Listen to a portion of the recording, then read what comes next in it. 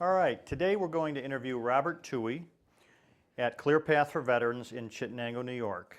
The videographer is Mark Whalen, and the interviewer is Joseph Messineo. Okay, Bob, we're going to start with some basic information, and then we're going to work into the more specifics. Where were you born? I was born in Binghamton, New York. And when were you born? I was born October 17th, 1935. Okay, and who were your parents?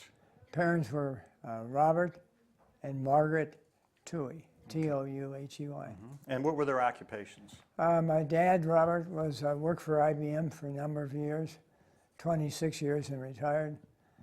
My mother was a housekeeper, took care of us, raising three boys. My two brothers, myself, I was the oldest. Were any of your siblings in the military? My brother Dick, next one down, was in the Air Force. My brother Jack was going to be drafted. He went up to Syracuse, and he had something he had wrong. His feet were bad. And my mother had just come back from downtown, was upstairs thinking my brother Jack had left. And so she heard my brother Jack walk in the front door, and he said, "Mom," and she thought it was a ghost, that Jack something had happened to him. It was just him coming home. He was a reject. Yeah. So. All right. So give me an idea what the decision process was in your mind as you thought about enlisting and going into the service and where you wanted to go to start your career. I was actually at a dance in Binghamton on Christmas dance. And a friend of mine had gone to the Naval Academy and had left after 2 years. He had some his eyes went bad. And he was from Middlebury College, so he had gone back to Middlebury. And the whole Christmas season, he started talking to me about Annapolis. And I started seeing the movie, which came out that spring. And I just, over time, in fact, I went home that night after having talked to him. And I just said to my mother, I said, "Mom, I decided I'm going to go to Annapolis." And how old were you when you made that decision? I was 19. Mm-hmm. And tell us a little bit about the process of getting accepted. Yeah, the process is you have to be recommended. Luckily, I was going with a nice girl named Judy Johnson, whose father was Frank Johnson, president of Endicott Johnson Shoe Corporation. He took a liking to me, and he helped me with letters of recommendation. And some family friends, Bernie Chernin, dead now, attorney. He had a law firm in Binghamton of 50 lawyers. He was a grand old guy. And he in turn put me in touch with a former senator in town, who then put me in touch. He called him while I was waiting. Former Governor Dewey was at his law practice in downtown New York City. And so while I was there talking to him about, could you call Governor Dewey and see if I can use one of his friends, Leo O'Brien from Albany, one of his, what do you call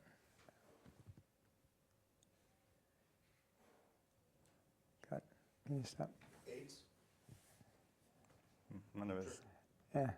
Yes, I had to get an appointment, and so while I was sitting there, he called former Governor Dewey, and he said, "Hello, Tom, this is Billy. Yes, I want you to intercede for a young man sitting here in front of me."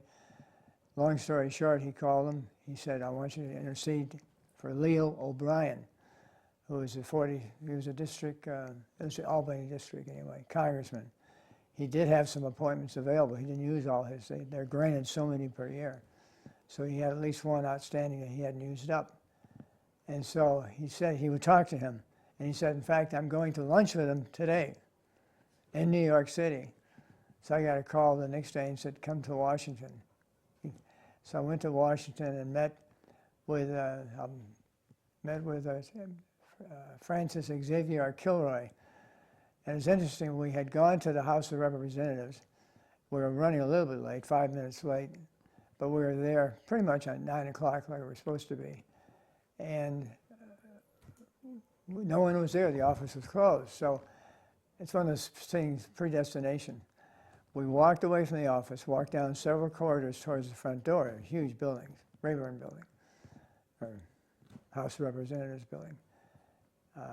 as we walked there, a man walked by, and I just looked at him, and he looked at me, and we kept walking, and all of a sudden he stopped. He said, "Pardon me," he says, "are you the Touheys?" So we turned around and said, "Yes." He said, "Well, I'm Francis Kilroy. I'm running late for my 9 o'clock meeting." Had we not gone back, we were all set. In fact, I said to my dad, "Well, Dad, I guess I'm not going to go. He's not here. Let's get in the car. We'll go home. That's enough. I put you and Mom through enough." Interesting. So once you received The appointment. an appointment, was there a further Yeah, criteria? I had already taken the exam and the physical, so that was out of the way. So I was a qualified alternate. I'd been qualified. Physically, I could do sit-ups and push-ups and hang from my whatever, and everything else was good. Okay. So once they gave me the appointment, it was just a matter of So then you were in. I Okay. was good. And that was the end of April 1955, and I left in June 1955 for the academy. So what was your first impressions of the academy and military life at that point? Well, I was just a kid from upstate New York. I felt like I felt like a hayseed, with either an apple in your mouth or a piece of grass. But there was a good bunch of guys. You met a bunch of guys. We're all going through the same thing. There were about 1,200 of us. And when we took the oath, they looked at us and said, "Okay, everybody look now." So we're en masse in front of Bancroft Hall. And they said, "Look to your right and your left. One of you three will not be here 4 years from now." And they were right. We started with about 12 or 1,250, I think, maybe. And then by the time we graduated, we were a little over 800. I think now in this year, 2015, we're down to about 500, 450, somewhere in there. I don't keep track. Tell us a little bit about adjusting to military life at the academy and some of the revelations that you might have had while you were there. It was interesting, yeah. Of course, it's very disciplined, and you had a very strict code of conduct, code of honor, and so forth. I reckon back to one time that I think it was second class year, which would be my third year. It's first class, second class, third, and fourth, so it's second class year. I was getting up in the morning to run the extra duty squad. I like to run. So they said, "Okay, you like to run, you got to run some demerits. Take the plebes out and run them around a few fields."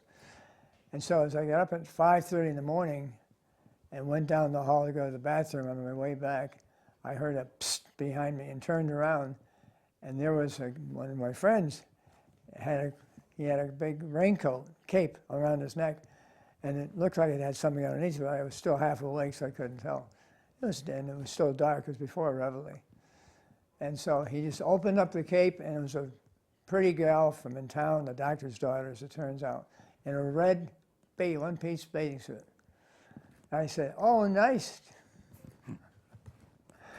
Anyway, And obviously she wasn't supposed to be there. she was not supposed to be there, and it hit the Washington Post, and it all went to hell. Are there any notable leaders or instructors that you had there that kind of helped shape you that you recall?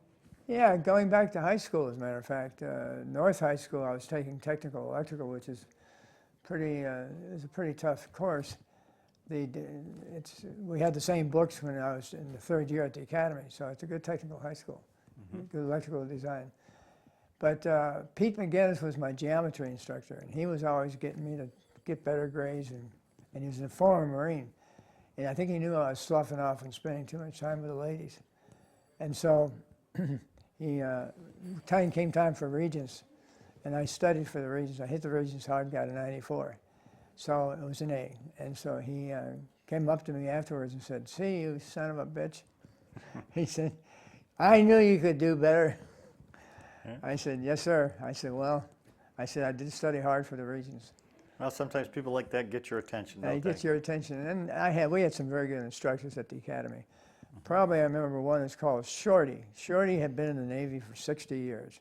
He referred to his wife as a sweet patootie. He was a boatswain's mate, first class. And Shorty taught us semaphore and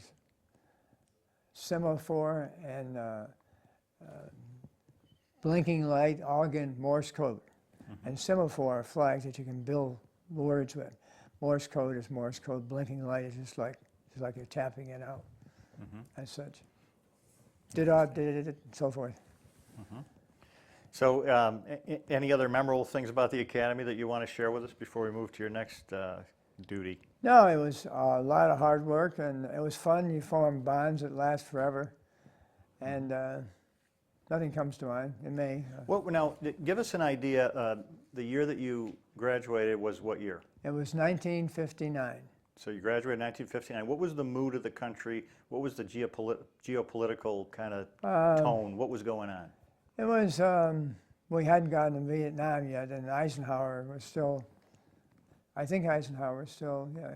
I'm trying to think when he first ran. I think he may have been still in office, Eisenhower. It was pretty good. The country was good. I mean, Everybody's pretty happy. yeah. Korea was passed. Annapolis story was out. Everybody was, but they love those boys from Annapolis or West Point, for that matter. Yeah. So okay, so that's the general mood of the country at the time. So tell us about your first assignment as a commissioned officer, I guess would be called. Yeah. After going through Pensacola and getting your wings, that takes about 18 months. You come out in your lieutenant junior grade, which is the second. Tell us about Pensacola first. Yeah, Pensacola, you showed up in, I went to Pensacola. I drove down through Kentucky and met up with a friend of mine, Kent Clark. We were both ensigns. We were both in the same company. In fact, we were roommates initially at the academy, first year. And Kent and I, he had his new Buick and I had my new TR3. And we were driving down through Kentucky to get to Pensacola. And he was, he'd go ahead of me and clear the road to make sure I could pass somebody. So that's how we were flying low. We're all excited. Yeah. We're going to become naval aviators. I mean, it's just, everything's great. Everything I had was in the trunk of the TR3. Everything I owned. All right, so you're headed to Pensacola, and give us a little routine, a little idea of how they teach you how to fly, if you will. Yeah, in the pre-flight, you repeat some of the maths. You get a lot of meteorology. In fact, you get so much meteorology in the training, it probably would qualify you for a Bachelor of Science in Meteorology. So, and that's because it's a lot of weather. very Weather's vital to the concept of flight. Yeah, you really have to, you have to understand the weather to be able to plan when you take off and take your aircraft somewhere. So what were the aircraft that they taught you on to fly at that time? What different types? Sure, the T-34 was single engine, 225 horsepower, just a two-man aircraft, but you flew with one. You flew about 30 or 40 hours and you soloed. The pilot in the back got out and you took off by yourself. My son just went through that a little bit ago in Florida. He just soloed. Different aircraft though. But you go through the T-34 and then you work your way up to formation flying, and then you go gunnery, which you fire, and that's by that time you're in a T-28, which is it was bigger than any of the aircraft were in World War II. It was a 1,400 horsepower engine, and it was 18 cylinders, so it was a big guy, and they had 50 caliber pods for the gunner, and you make gunnery runs at a sleeve that's being towed across the sky, and try to put holes in it. And so, and then you go into multi-engine training, because I was going to helicopter pipeline. We didn't have a lot of choices. They took the top few guys, and they were going to fly jets, single engine. But most of us were going to be going to P3s, which are like being a bus driver. And they were good aircraft. I flew them later, and they're fine. They're very comfortable, and lots of, you take off, and as you pick up the handgar, they hand you a cup of coffee. So it was a nice way to fly. And they were usually used for anti-submarine warfare. It had a lot of sensors to detect submarines. But anyway, past that, so you go through multi-engine training, and while you're doing the multi-engine training, which was a tail wheel, you also did, you learned how you did cross countries and plan the flight. So you did all the navigation portion was done with the multi-engine. Tell us about the navigation. How automated was it versus the nothing. manual? We had no GPS. We just had we had radios, what they call a TAC-in. There were just transmitters around the country. You go from transmitter to transmitter, or you could, if you had several transmitters, you could actually follow a highway. Whiskey 534, for example. There are electronic highways in the sky. So it was all up to us. So you had to be very, very knowledgeable in the You actual had to be very knowledgeable craft. in navigation, How do you? Often you would hear somebody call, tower, tower, this is Navy 1357. Could you give me a radio check? And you know he was lost. And so you give him a burst. And once you gave him a burst, and they could tell where he was on radar, on the radar. Right. So how did those planes Practice, handle? yeah, you call it a practice DF, direction finding, practice direction finding, steer. What happened when the weather was bad, like limited visibility? Were those that you couldn't fly them? You totally, yeah, we'd fly. You take off. In fact, whenever I got into jets, which I did at test pilot school, the first thing I would do once I got my familiarization rides out of the way, which is the first time as a FAM ride. After that, you're on your own.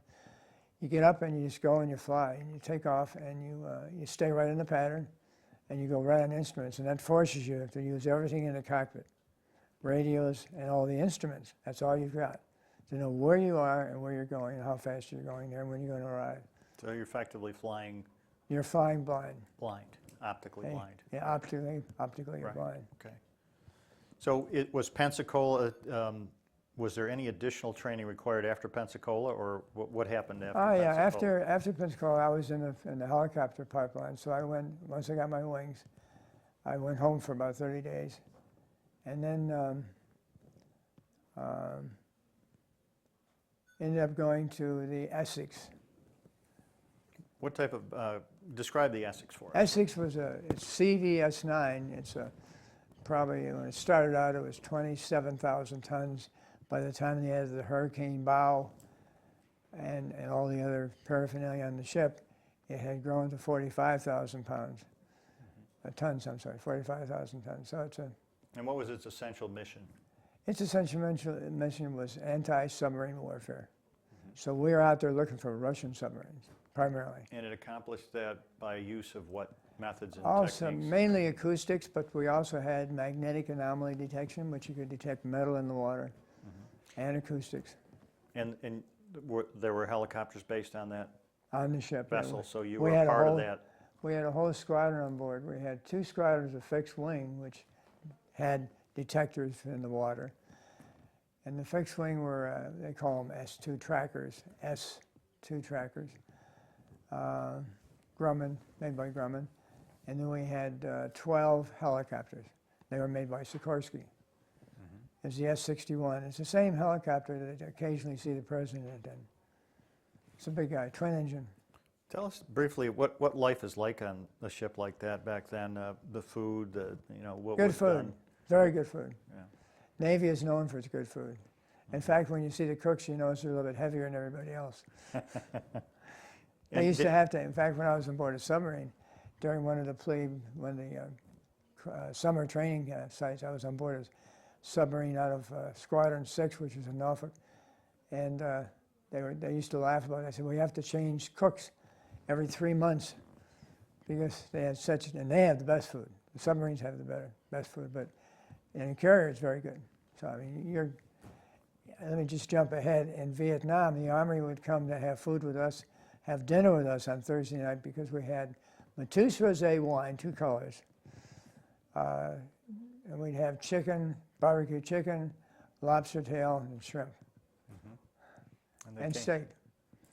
And steak? And steak, and for dessert, the cooks, they were Filipino cooks. They were good. They'd been through culinary school, and they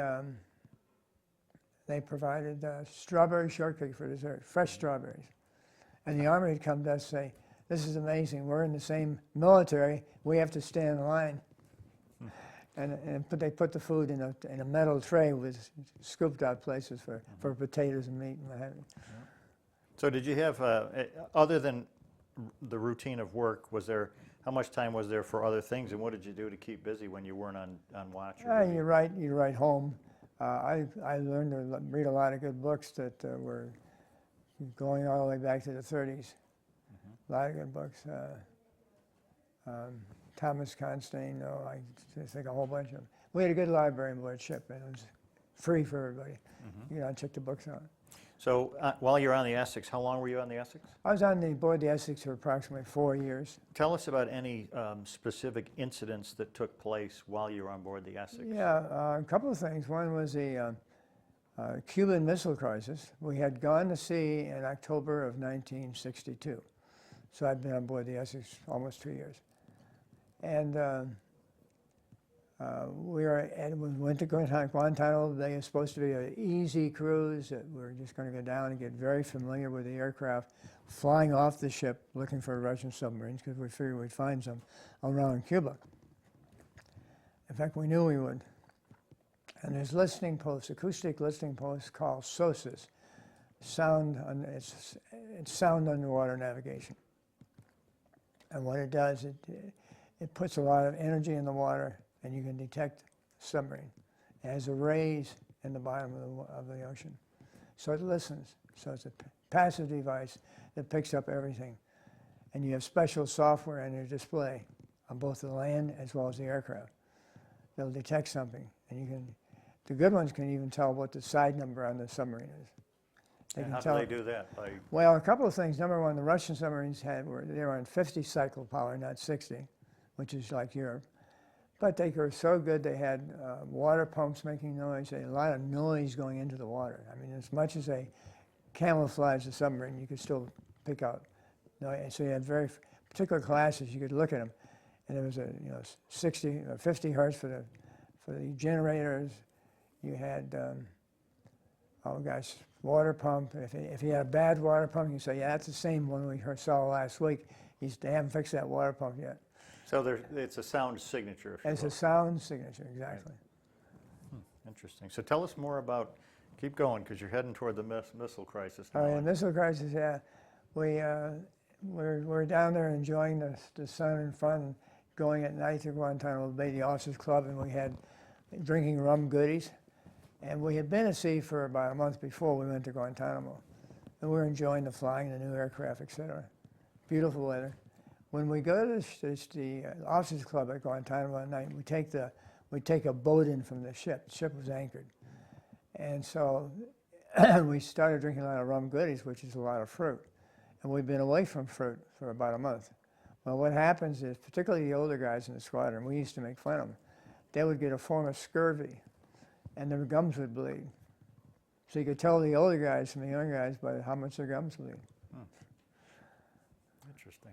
So anyway, we kept going, and then all of a sudden, we noticed we got confirmation from the captain. There was something going on with Cuba, something about missiles.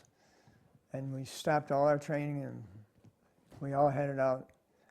Everybody left Guantanamo. We were underway. We had the aircraft carrier, a couple of cruisers, a bunch of destroyers. And then we saw jets start flying overhead, coming into fighters and what have you, landing at Guantanamo Bay from Key West. So things were building up, and we heard that the Russians were going to have a standoff. Khrushchev decided to have a standoff with President Kennedy. It was over putting long-distance missiles in Cuba, pointed at the United States. Well, you know what hit the fan. And he'd already been through the Bay of Pigs, which was a disaster Kennedy had. But this one was real. That was more, the Bay of Pigs was, we were trying to take over the island, and we were flying in guys, B-26s, and there was the Cubans trying to take over, and we were supporting them. So we had blacked out aircraft, no markings, whatever. That was back in '61, just before I got to the squadron. But fast forwarding now to October of '62, literally, they faced off, and we knew nothing was going on. They would just get periodic updates from the skipper on the 1MC, which is the radio system aboard ship. He'll say, I'll give you an update on what's happening at Washington and Russia and what's going on.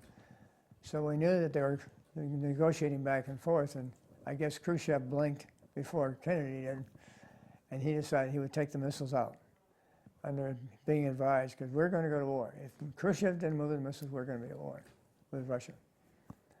So it was, I guess, a tough decision for Khrushchev, but he made the right decision. Mm-hmm. So he had to remove the missiles. So what we had to do is we got a bunch of Navy photographers were flown out, carrier on board delivery. It's a ship that actually, aircraft lands on the ship. It's called a COD, carrier on board delivery. And it brings people and supplies and mail every day, a couple of times a day. And so they brought the photographers out, and they would hang out the back end of the helicopter, and we would hover off the back end of the merchant ships They were taking the missiles out of Cuba. And they pulled back the wraps. I mean, I was probably 100 feet away from them, from the merchant ships. They were steaming east by northeast. So they uncovered the... They uncovered the missiles, and it was all Cyrillic alphabet numbers. And they would take pictures of that. And so I hovered so I could get the pictures so they could prove they were, in fact, taking these big missiles. Why did they uncover them? I would have thought they would have kept them covered. No, because they had the numbers. They had to prove that they were missiles. Okay. That was part of the agreement? That was part of the agreement. We would cover them. So how far was the helicopter from the vessels? 100 feet, maybe 150 feet. And then they would take pictures, and when they did that, the captain, I remember one time, the captain came out, it was one of the first runs we made, and these were new helicopters. And What kind of helicopter were they? They were S-61, H-3s called, by Sikorsky. They were brand new, and we had lost 2 already. And they had lost the crews when they flew right into the water. They just were disoriented, and new aircraft. And so we lost 4 and 4, 8 guys. But anyway, the captain on the ship came out while we were checking on the missiles. And he had his big Russian hat on. And he looked up at me, and he had about a Stolichnaya and offered it up with a big grin on his face. And I said, yeah. You know, just sign language is all we could do. There's so much noise with the helicopter. And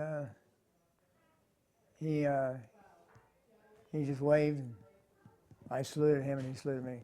He was a senior ranking officer, so I saluted him first. Mm-hmm. Interesting. Okay, we're going to pause for a minute. There's some rubbing going on here. Yes, sir.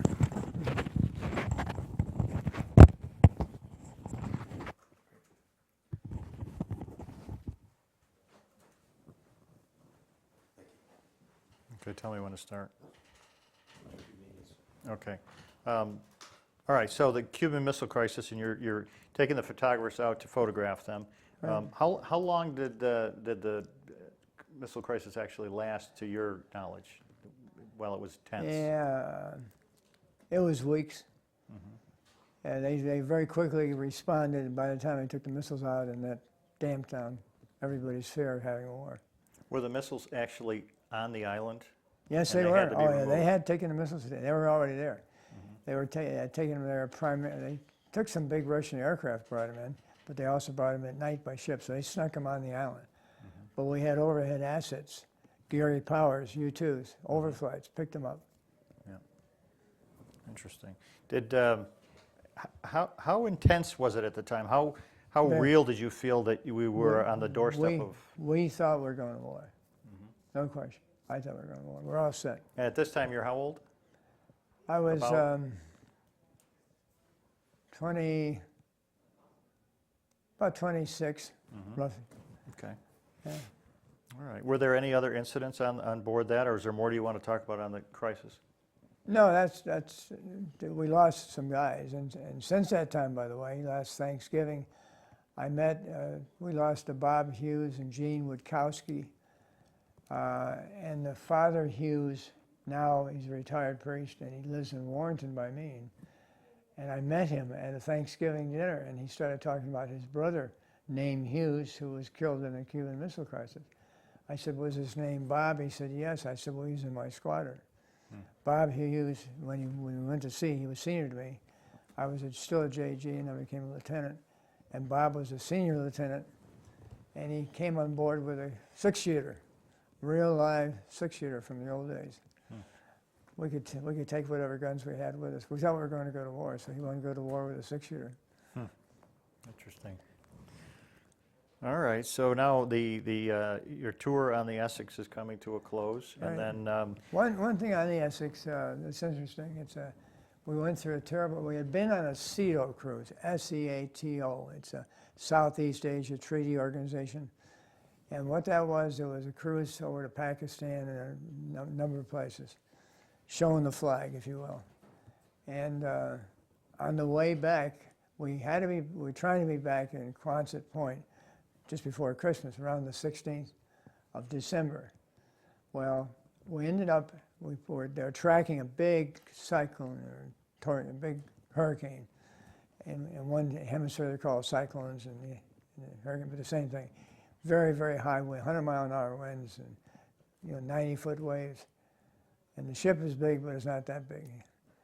And so the captain tried to go around it, and he ended up going through it. So we could look out, and the ship was really just kind of a funny thing happened. The hangar bay is the second level down where you keep the aircraft. And all the aircraft, except for one, they couldn't fit it in, were on the second deck. And they had 10-point tie-downs. Each point tie-down was 10,000 pounds test.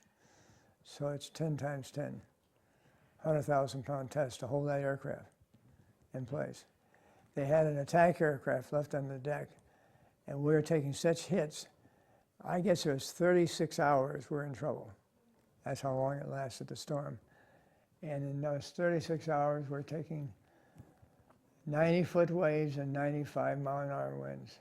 And it tore all the antenna off the flight deck, all the UHF antennas. There's three elevators, one in the mid-deck, one on the side, one back aft. All three of those big, huge elevators came off the tracks. Underneath the first elevator, which was in the middle, which was our volleyball place where we played volleyball. So it's a pretty big elevator. They're all big. They had stored a lot of motorcycles, things people bought overseas. Well, that filled up with water, and the free sea effect smashed all the motorcycles. So, one of those things. That was quite a storm. Very big, and we were 9 degrees down by the bow, which means that bow was 9 degrees down from horizontal. So we're literally plowing into the waves. It tore off a lot of the portholes were smashed open, and they've been welded shut. That's the force of the water is unbelievable. As a matter of fact, years later, I was reading The Perfect Storm, the book, and I got to the fluid dynamics portion of it, which we studied a lot of. We studied a lot of stuff at the academy. And the fluid dynamics portion of The Perfect Storm, I lay there in bed one night thinking back to that storm many years before, and I broke into a cold sweat in bed. You realized I later that it was much more... Much worse than I thought. Yeah. How close we were to the edge. How many men were on the ship? About 3,000, 3,500. So it's pretty sizable. It's sizable. Yeah. And what was interesting, this is kind of, in the midst of chaos, is always a little funny vignette. What happened was that the commander who was in charge of the staff of the admiral, we had a 2-star admiral on board, and so he decided that the damage control was shoring up the hangar bay. When I say shoring up, they're taking big beams that are on board ship to shore things, and they actually bolted them and nailed them in place to stop the water from coming in. So I mean, it was a massive thing to do. So damage control, blacks and whites, and it doesn't matter, what color you are, you're in there working. That's life or death at that point. It's life or death. You got to keep the water on. And so he decided we had a band on board. So he said, gee, what a novel idea, he thought to himself. He said, we'll send the band down and play for the damage control. Well, they go down and start playing. The first thing they played was when the Saints go marching in. And that trumpeter, when he took off, the black guys on board thought for sure that was Gabriel's horn. And their eyes just briefly got real big. And some of the white guys too. Yeah. So the senior officers did a pretty good job keeping that boat safe. Yes, they did. Captain Joe West was the name of the skipper. Joe West? W-E-S-T, Yeah. Interesting. He didn't go any further. That's as far as he went. Well, that's one of those things. He had his choice. He went to the storm, and the ship came back to Quonset Point. There's always something a little interesting on the tail end. Tied up at the piers, and I don't know whether it was a couple of sailors or one sailor that was distraught or whatever. He opened the seacocks, so the cure literally settled to the bottom at pier side. So it had about 15 feet to go, so you had water through all main control, and it lost the electrical load on board the ship. We had our own generators, so they had to bring in generators from the outside. Interesting. Yeah. Got through the hard part, but... That's the hard part. There's always somebody... Made a little mistake. Yeah, in fact, just thinking back, at the end of '62, we had a cruise to Northern European cruise, and we went down the Elbe River to Hamburg in that cruise in January, I think it was February, of 63. Anyway, went down the river and we're coming down the Elbe River, which is 75 miles from the sea. And as we're coming down the river, somebody cut in front of the boat so that they backed the engines. There's 4 propellers in the back, so they went reverse on the engines. And we're so close to the bottom, it sucked up mud into the main condenser, and we dropped the electrical load. Ship just dropped anchor and stayed right there. So it was a very cold night. You know, How long did it take to repair that? just overnight. They sent divers over the side and they cleaned them out. We always you have to have everything with you. Totally Including self-contained. Dive, so totally self-contained. Yeah. Okay. And So- then when we got there, the next day we were a day late. There were 10,000 people at the meeting the ship. The Germans were so happy because they had just started to build a wall. East Germany was making a run on West Germany, and they were building the Great Wall. That's when it started going up. In fact, it was August. Let me think now. Got my dates mixed up here. They had started the wall the previous August, that was right. And so when we got there, they had been putting the wall up, so which was January, so it was cold. Okay. So shall we move from the Essex to your next? Yeah, next Yes? assignment was, I was back, I went back to shore duty. Got out of the Navy for a short while. I was going to go to law school. And but I had to work make some money. I had a baby boy by that time. He was born at Pax River. No, I didn't have a baby boy. I'm sorry. The baby was born 2 years later. So I was in Washington, and job was pretty good. I was working for the senior wave commander in the Navy, but I wanted to go and do great things. So I put in for test pilot school, and I got it. And I had gotten out of the Navy for about 90 days, and said, I want to come back in. I said, I'm waffling back and forth. I said, but I know I'm working for IBM, and I'm not going to be able to go. The only reason I got out of the Navy.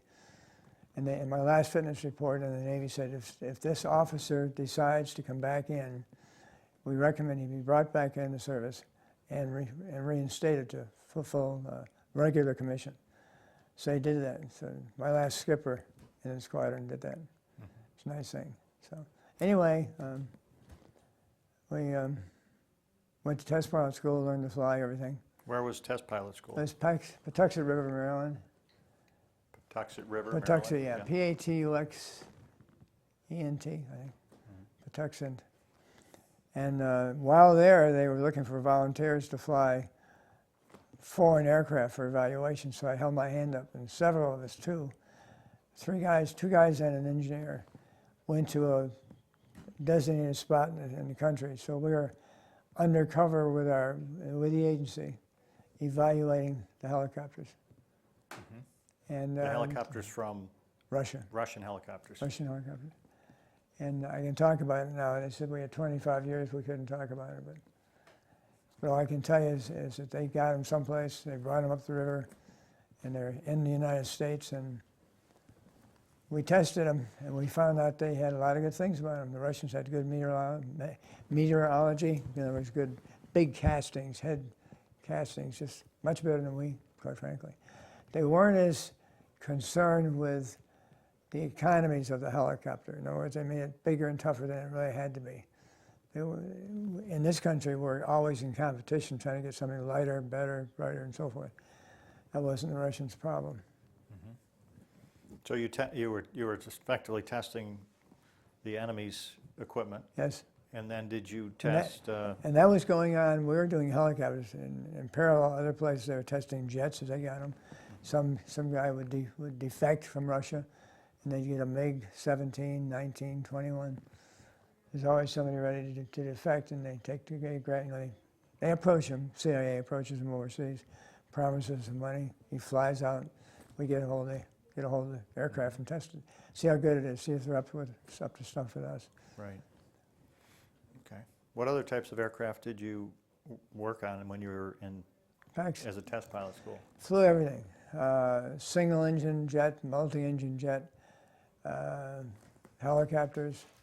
In fact, in order to do that flying for the agency, we had to have a commercial license, which I still have.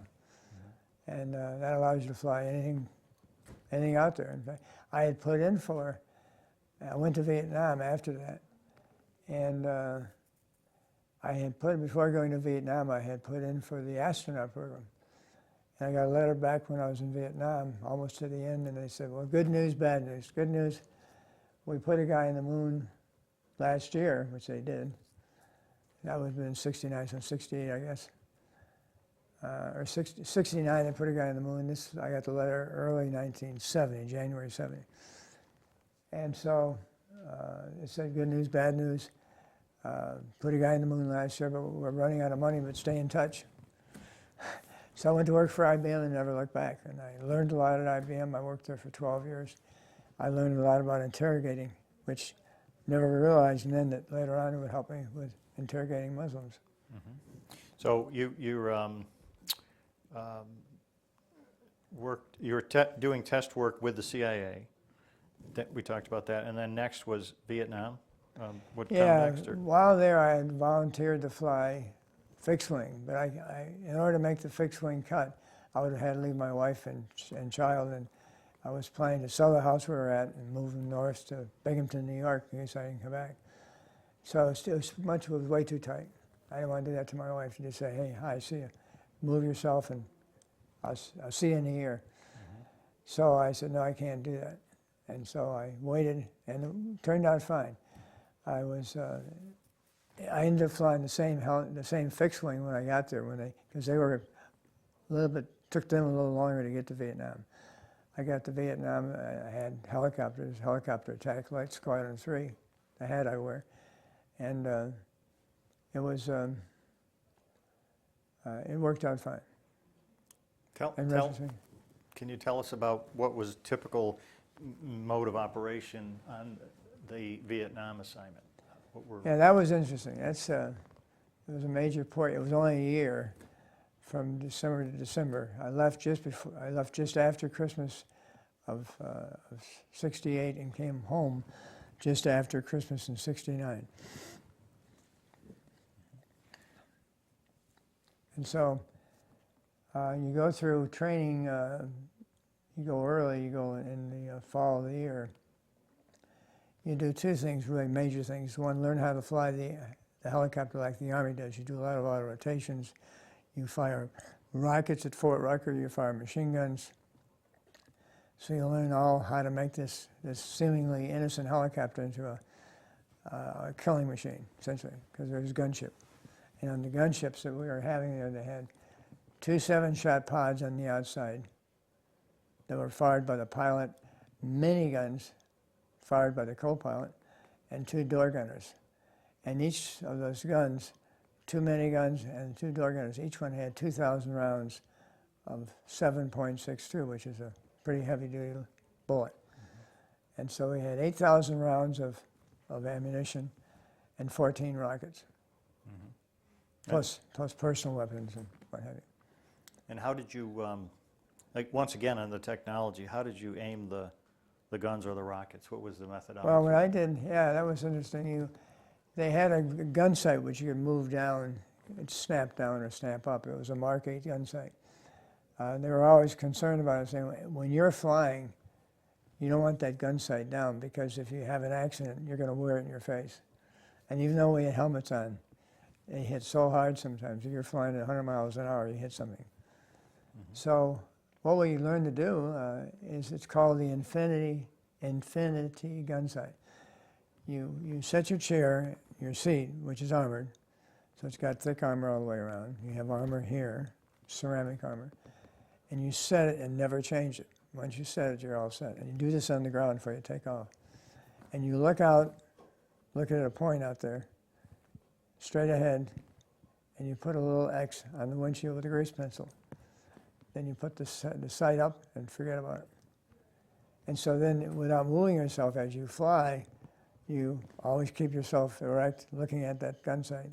So you're aiming the aircraft, essentially. And then you fire your rockets.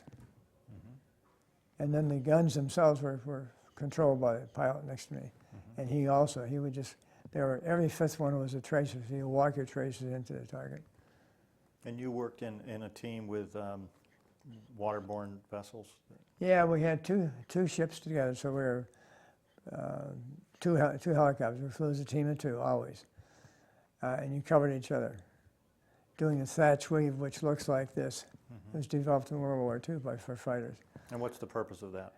As you're firing back and forth, you're covering everything ahead of you, and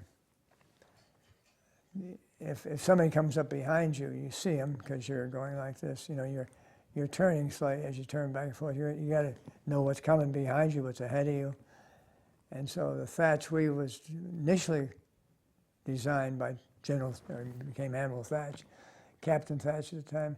He designed it to protect themselves when they were going in a combat with fighters, but it works very well with helicopters.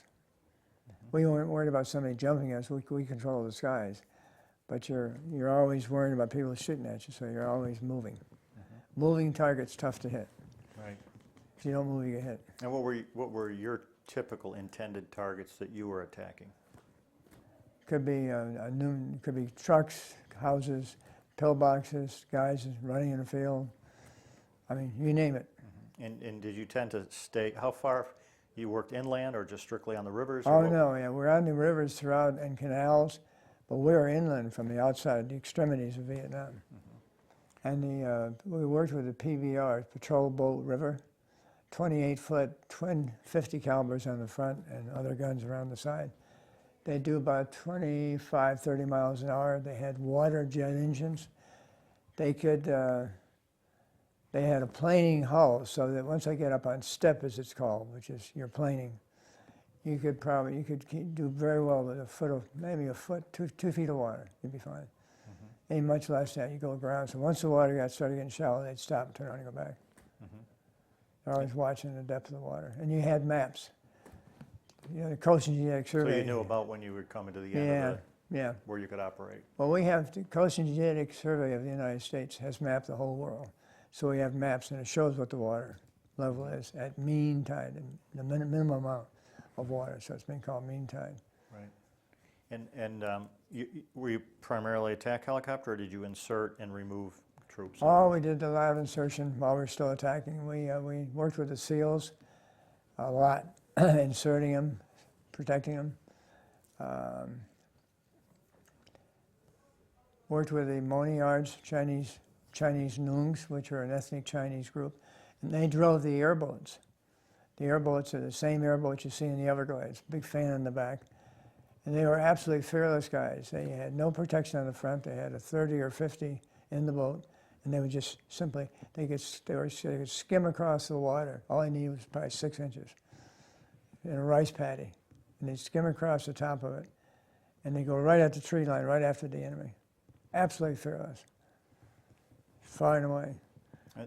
So working with... And the other groups, we had 4 groups. The other group was called the Mobile Strike Force, which is Green Beret B teams. The A teams were like the John Wayne movie. They were the A teams, so-called. The B teams worked with, they were all enlisted guys, good fighters. You found out that a lot of SEALs didn't really want to become an officer. They wanted to be a fighter, most of them. And so you worked with the SEALs. Tell us a little bit about their mindset versus maybe a non-SEAL, if you will. They were great. They weren't afraid of nothing. They had to go. And I've tested boats with them since, and they always, it's kind of like the Coast Guard. You have to go out, you don't have to come back. And they had the same ethic. They just, they're probably the best fighters we've ever had, and second, like the Green Berets are probably next best. And physically in shape all the time. I mean, they're very tough, and it just gets tougher and more complex to where now they've totally come into the electronic age. They can do Facebook, I mean, everything, whatever, so you can get information. I can't say enough good things about the SEAL. I belong to the SEAL Association. They invited my whole squadron in HAL 3. In fact, I'm going back this summer to, every summer they have a get-together at Little Creek Expeditionary Warfare Base, which is right by Norfolk, by Virginia Beach. And the SEALs come from all over the world, come back there. They have 2 places there and San Diego. and usually about the same, within a month of each other. So we go and tell stories, how it was. My son's he's going with me this year because he said, you know, Dad, he didn't say I don't have much, I only have a lot longer to go, but I knew what he was saying about it. He said, you haven't told me all the good stories. So he's going to hear a whole bunch this year. And a lot of guys will be there that I fought with. And I had some good stories from those guys too. And I'm going to write a book. And the Agent Orange that we were sprayed with Agent Orange. And that was a spray to defoliate. It was good, well-intentioned, gone awry. And they had also used it in Korea for the DMZ. So it's been around a long time. I think it was Dow Chemical manufactured it. It's dioxin. It's a terrible, terrible thing. And it turned out that even today, so many years after the Vietnam War, 1969 to 2015, nothing grows where Agent Orange was. Still. I can look at pictures on the internet. And the birth defects are really what's bad on both sides of the fence. Both the Vietnamese had birth defects from being sprayed with it, as well as our guys. But it's Admiral Zumo who had put ordered the Agent Orange to be used. He didn't know the results. He lost his son to it. He was a PBR sailor, lieutenant from the Naval Academy. And he died of Agent Orange poisoning within a few months. Within a few months of exposure? Yeah, he was on the water. I think, well, it might have been a couple of years later. I'm trying to think. I didn't follow his, but it was shortly after coming back, he developed Agent Orange. I know that my co-pilot and wingman, Bill Calhoun, within 4 years, he stopped by to see me, and he already had Hodgkin's disease, and they were going to eradicate that with a heavy dose of chemotherapy and radiation. So he stopped by on his way to the sperm bank, and to leave his sperm so he could have kids. And what happened? He had 4 kids, so it worked out great. But he ended up with chronic Hodgkin's disease and recently, in the past couple of years, he's come up with growths on his liver and on his lungs.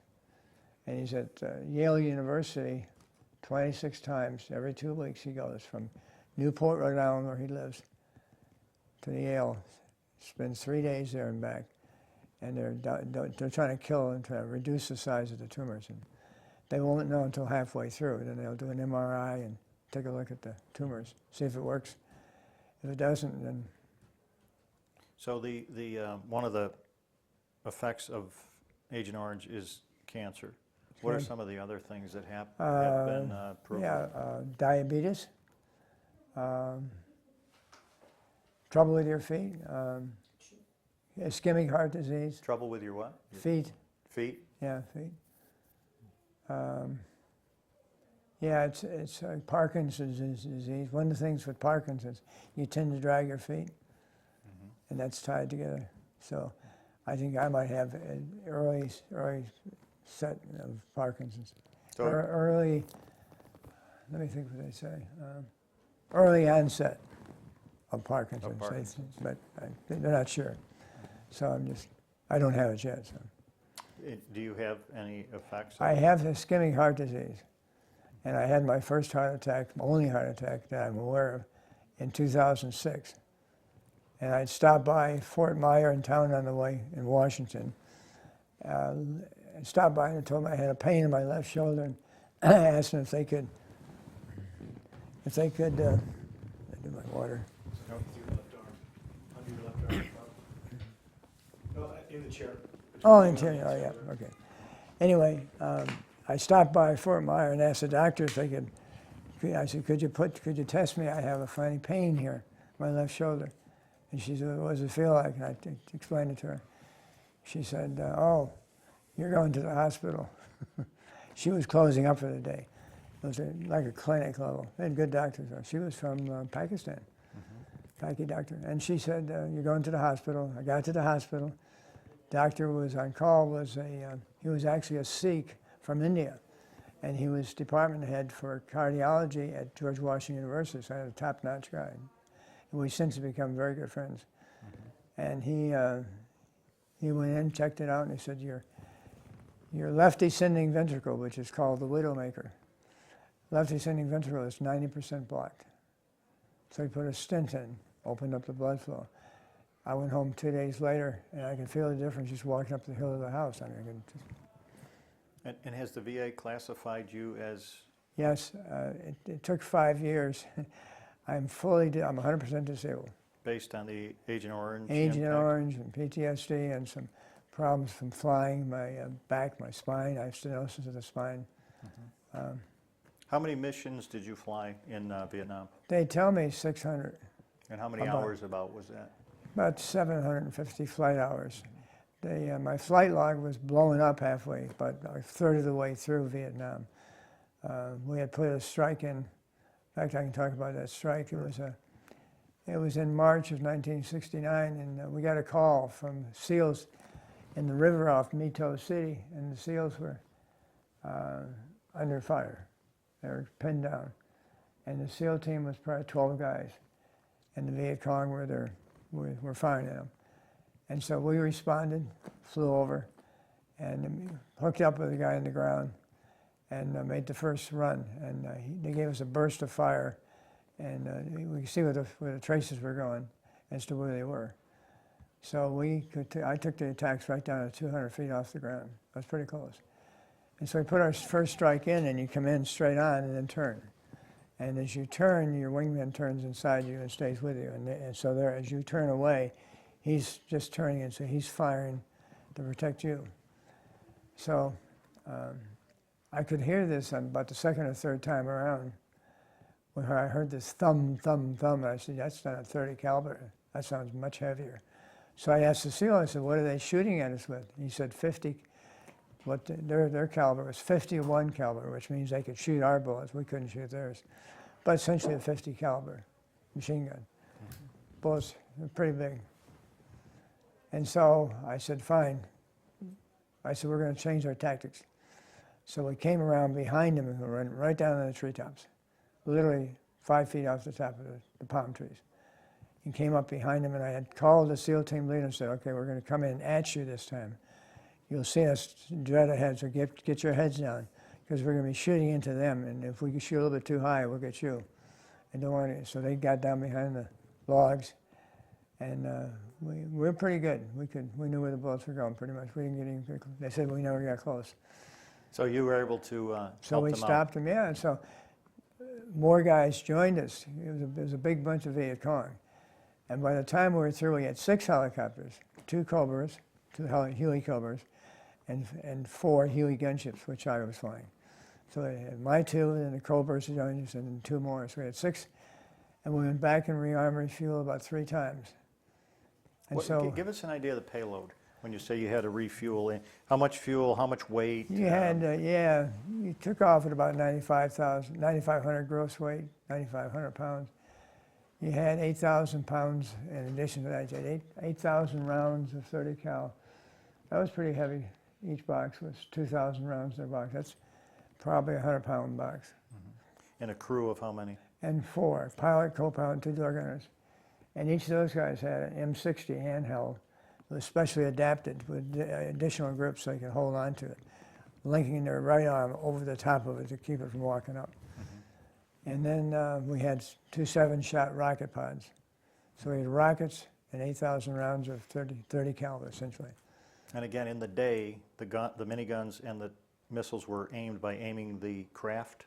Yeah, the missiles particularly by aiming the craft, and then the guns were aimed by the person shooting them. But because you had tracers, you could see where they were going. You stepped it, you walked them right in. Right. You try to hit it directly, but most time you walked them up a few. How tough, Let or me, what's the let right? me finish Sure. on that fight. They we went back and forth. It started getting dark, and they withdrew. The SEALs said, they took calls and they said they left. I said to my guys, I said, let's go back one more time, and we're going to use flechettes this time. Now flechettes it's a 6-penny nail. There's 2,000 of them in a rocket, and they have little fins on the end. And it'll go through an automobile block, through trees, whatever, because it comes out of the gun at 2,000 feet per second. And so we went back, we flechetted the whole end, and we apparently were pretty accurate because we ticked off the Viet Cong that night. we flew north because we had more duty, so I flew north. And while there, they woke me up in the middle of the night, and they said, don't come back until we call you tomorrow. And they said, I had no idea what had happened. And what had happened is they got mad. From across the Mekong River, they fired 3 mortars. One long, typical mortar, one long, one short, that's for ranging, and then split the difference. And when they split the difference, they dropped that mortar around, went right into 500 tons of ammunition, blew up. It was a horrendous explosion, horrendous. And they had a buffer hill all the way around, otherwise we would have wiped everything out.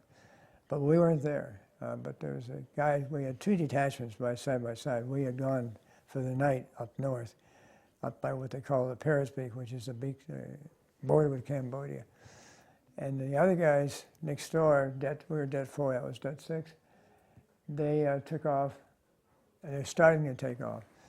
And so the mortar radar works such that they pick up the first round coming in, that sounds the alarm. The second one, keeps the alarm up. By the time they got the 3rd mortar round in, the helicopter was trying to take off, and when the blast, that's when it hit the blast, hit the ammunition.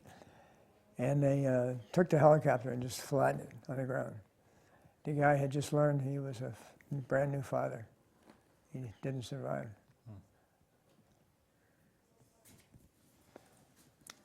Interesting. Very unforgiving, combat is.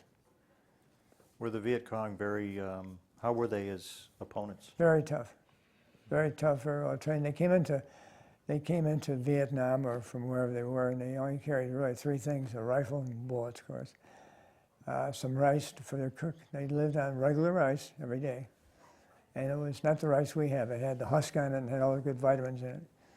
And they had what they call nuc mam, which is a very high protein sauce. Nuc mam is it's when you take do layers of fish in a crock, big 6-foot crock or 8-foot crock.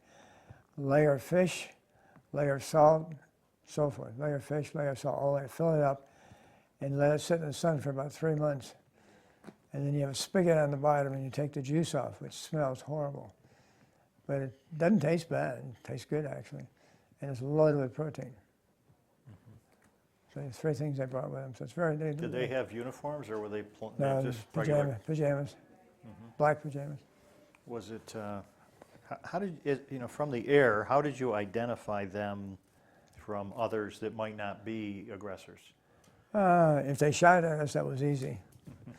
There was one story. In fact, I call it Seawolf, where you're from, and it was October of the year, 1969, and I had just taken over my debt. I had just put debt 9 in effect in September.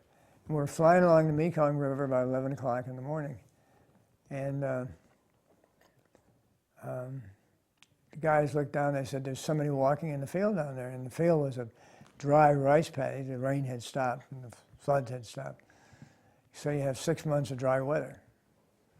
And so I called and said, and we gave them the coordinates. Everything was alphabetic, two letters, and then 6 digits, Whiskey Tango, 539-467. You could pinpoint that on a map. And so, and it was 1 to 50,000 was the scale. And so, when you did that, they looked down, they saw this guy, and they said, "Well, no, nobody's supposed to be out there. That's a free fire zone. If you find anybody there, you're cleared to shoot." I said, "Okay." So I went down. I left my wingman at 1,000 feet. I dropped down to come up behind this guy, and passed over him about maybe 50 feet over his head. He never flinched, never looked, didn't run. If he'd run, we would have shot him, because he looked like one of them. And so I went back and forth a few times. My door gunners were all anxious they call it, "I'll grease him." "Can we grease him, Mr. Stewart?" I said, "No, he doesn't appear to be armed, and if he's not armed, we're not going to shoot guys that are armed, even if they are the enemy." So we went back and forth, and I made one last run, and I came right at the guy. And I was probably 10 feet over his head by the time I passed, and I looked right down through the bubble I could see his eyes, and he's looking straight ahead. And I thought, this guy's got to have the biggest set of kahunas in the world. And I thought anybody with a set that big deserves to live another day. He didn't appear to be armed. So I headed back. I said, we're coming back up. I called my wingman. And he continued on into the vegetation, which is, he was almost cleared the field. He was walking very determinedly at a pretty good clip, but he never changed his speed across the rice paddy. So by the time we'd gone back a few times, and so they said he disappeared into the underbrush, and I was passing through about 400 feet, going back to 1,000. I heard that somebody broke radio sounds. They said, Seawolf, where are you from? Which, it was in a broken English. English was not his first language. And Seawolf, where are you from? I didn't say a thing. I said to my guy, I said, you hear that? And he said, yes. I called my wingman. I said, you hear that? He said, yes. So we went back, and we didn't respond. He was gone. I looked back, couldn't see him. So I think what happened was that there was somebody watching us. And I'm just guessing now, but because we didn't shoot this guy, we had a chance. We didn't. They didn't shoot us. And there's other stories in combat. Just a little vignette to the side. It was just before Christmas, 1943. B-17 coming off targets in Germany, all shot up. Crew of 10, most of them were wounded and or dead. The pilot's just barely holding on, and he's flying as his direction was going towards France. I don't think he had any idea where he was going because his compass was out. I mean, it was a bad time. Smoking, but he was maintaining altitude, so he had enough power. He had dropped his bombs, so he had power to maintain altitude. And the Luftwaffe was on the ground, the radar, and they said, hey, shoot that guy down. So he hopped in an ME-109, which is much faster, a pursuit aircraft. He flew up to him, and the German Luftwaffe pilot flew alongside and looked at this guy. And like one of those things that change your life. He looked at him and saw that he was in trouble. And so he just, excuse me.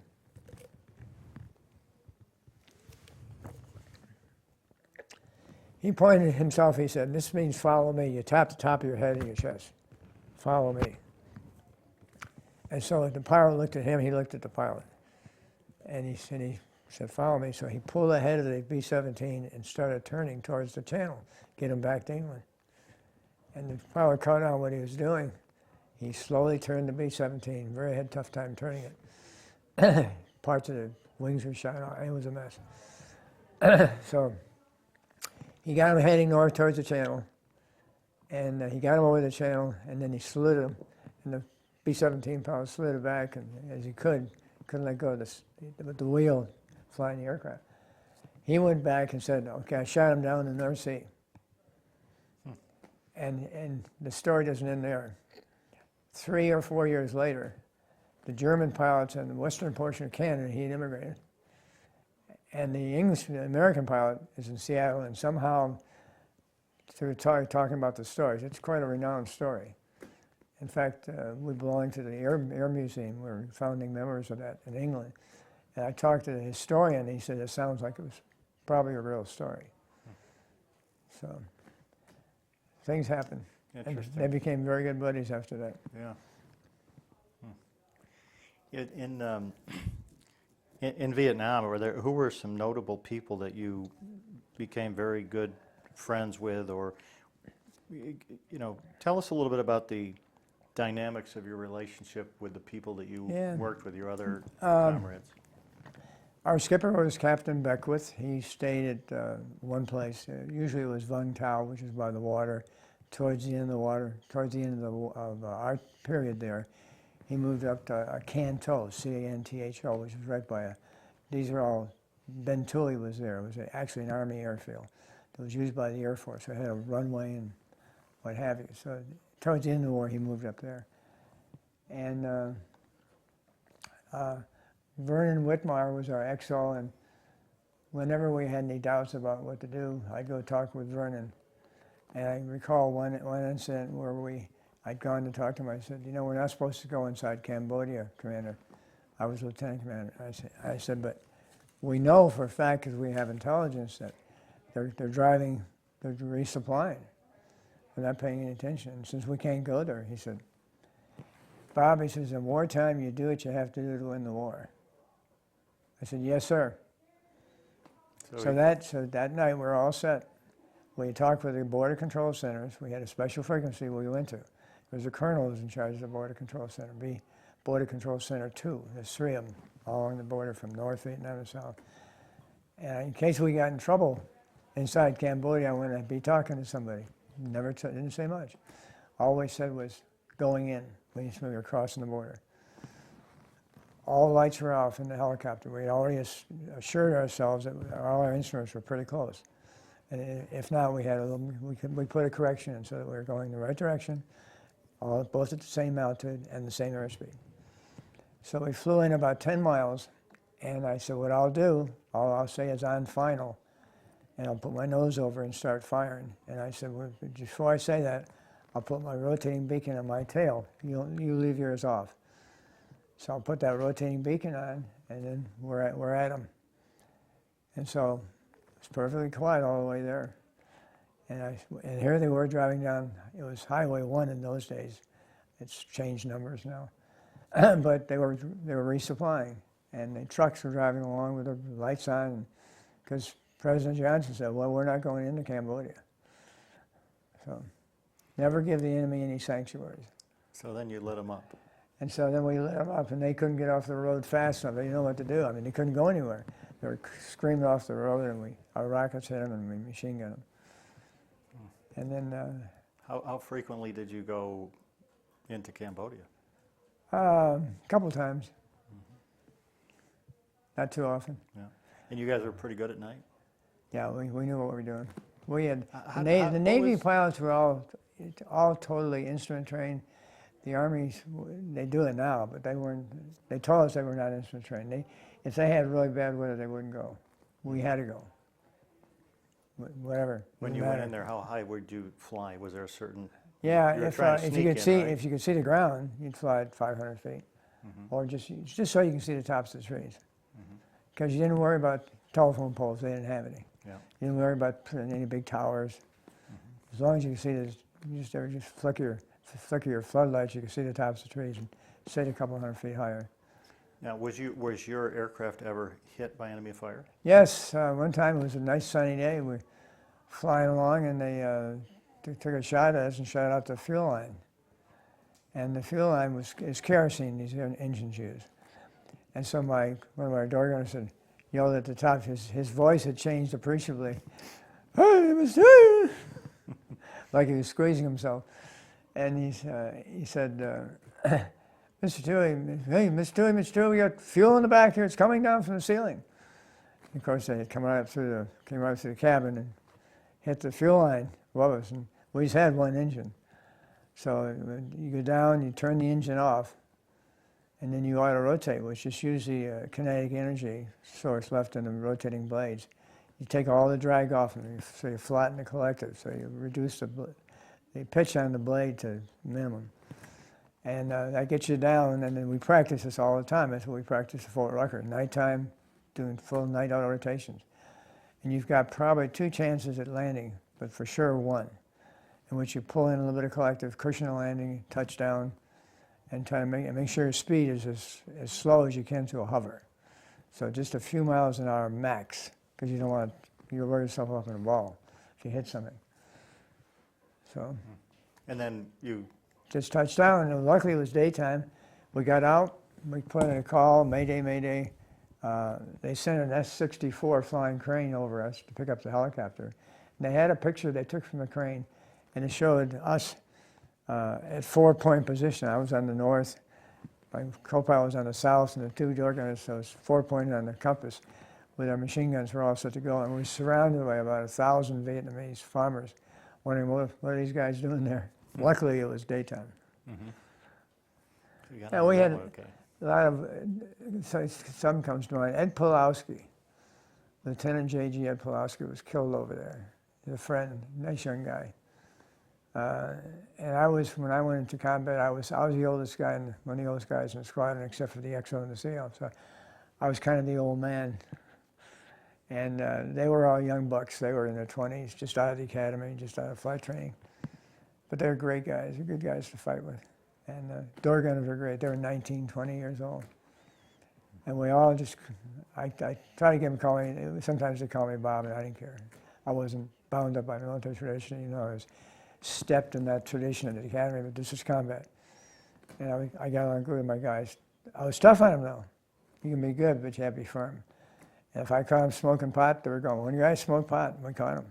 And he cried, he didn't want to leave the group. It was like a family. I said, "I'm sorry, but you got to go, pal."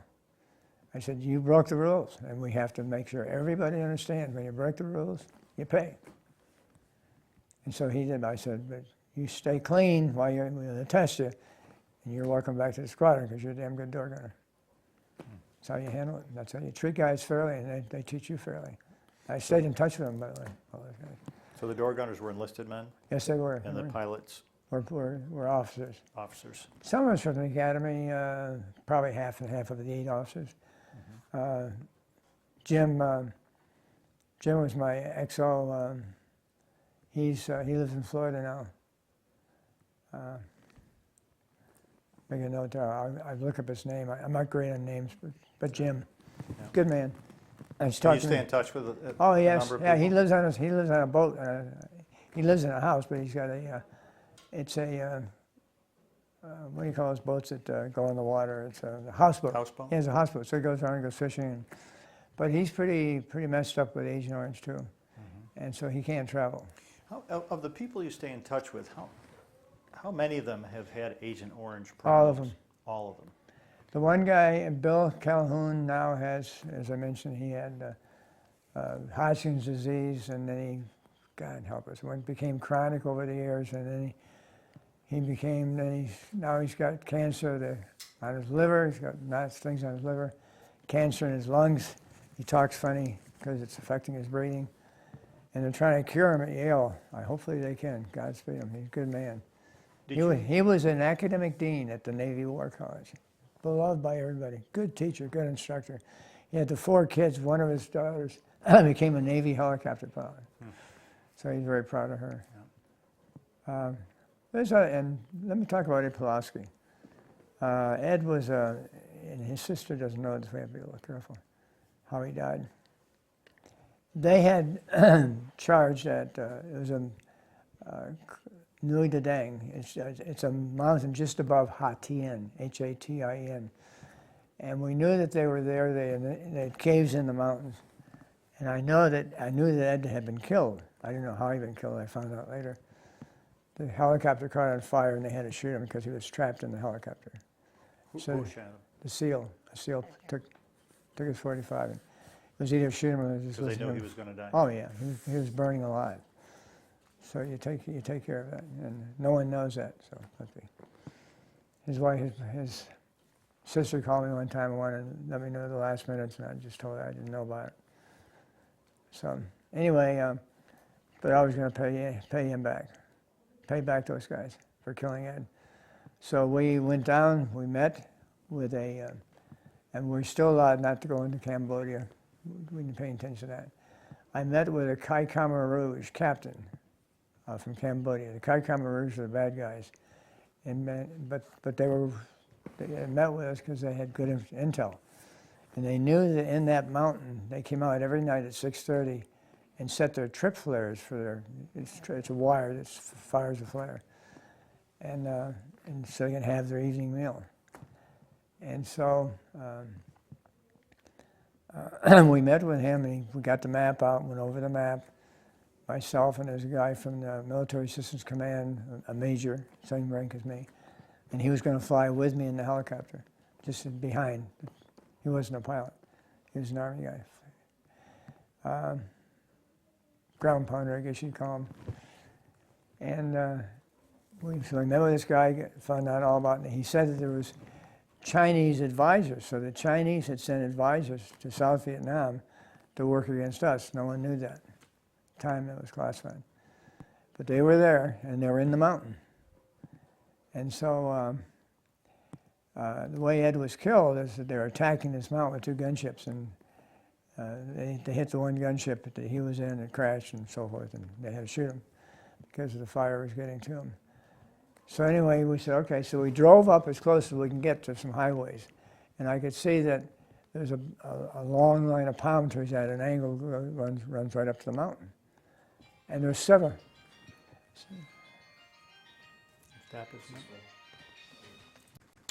Okay, we're going to pick up where you left off. You were talking about your... Yeah, we're getting ready to go. So we drove up.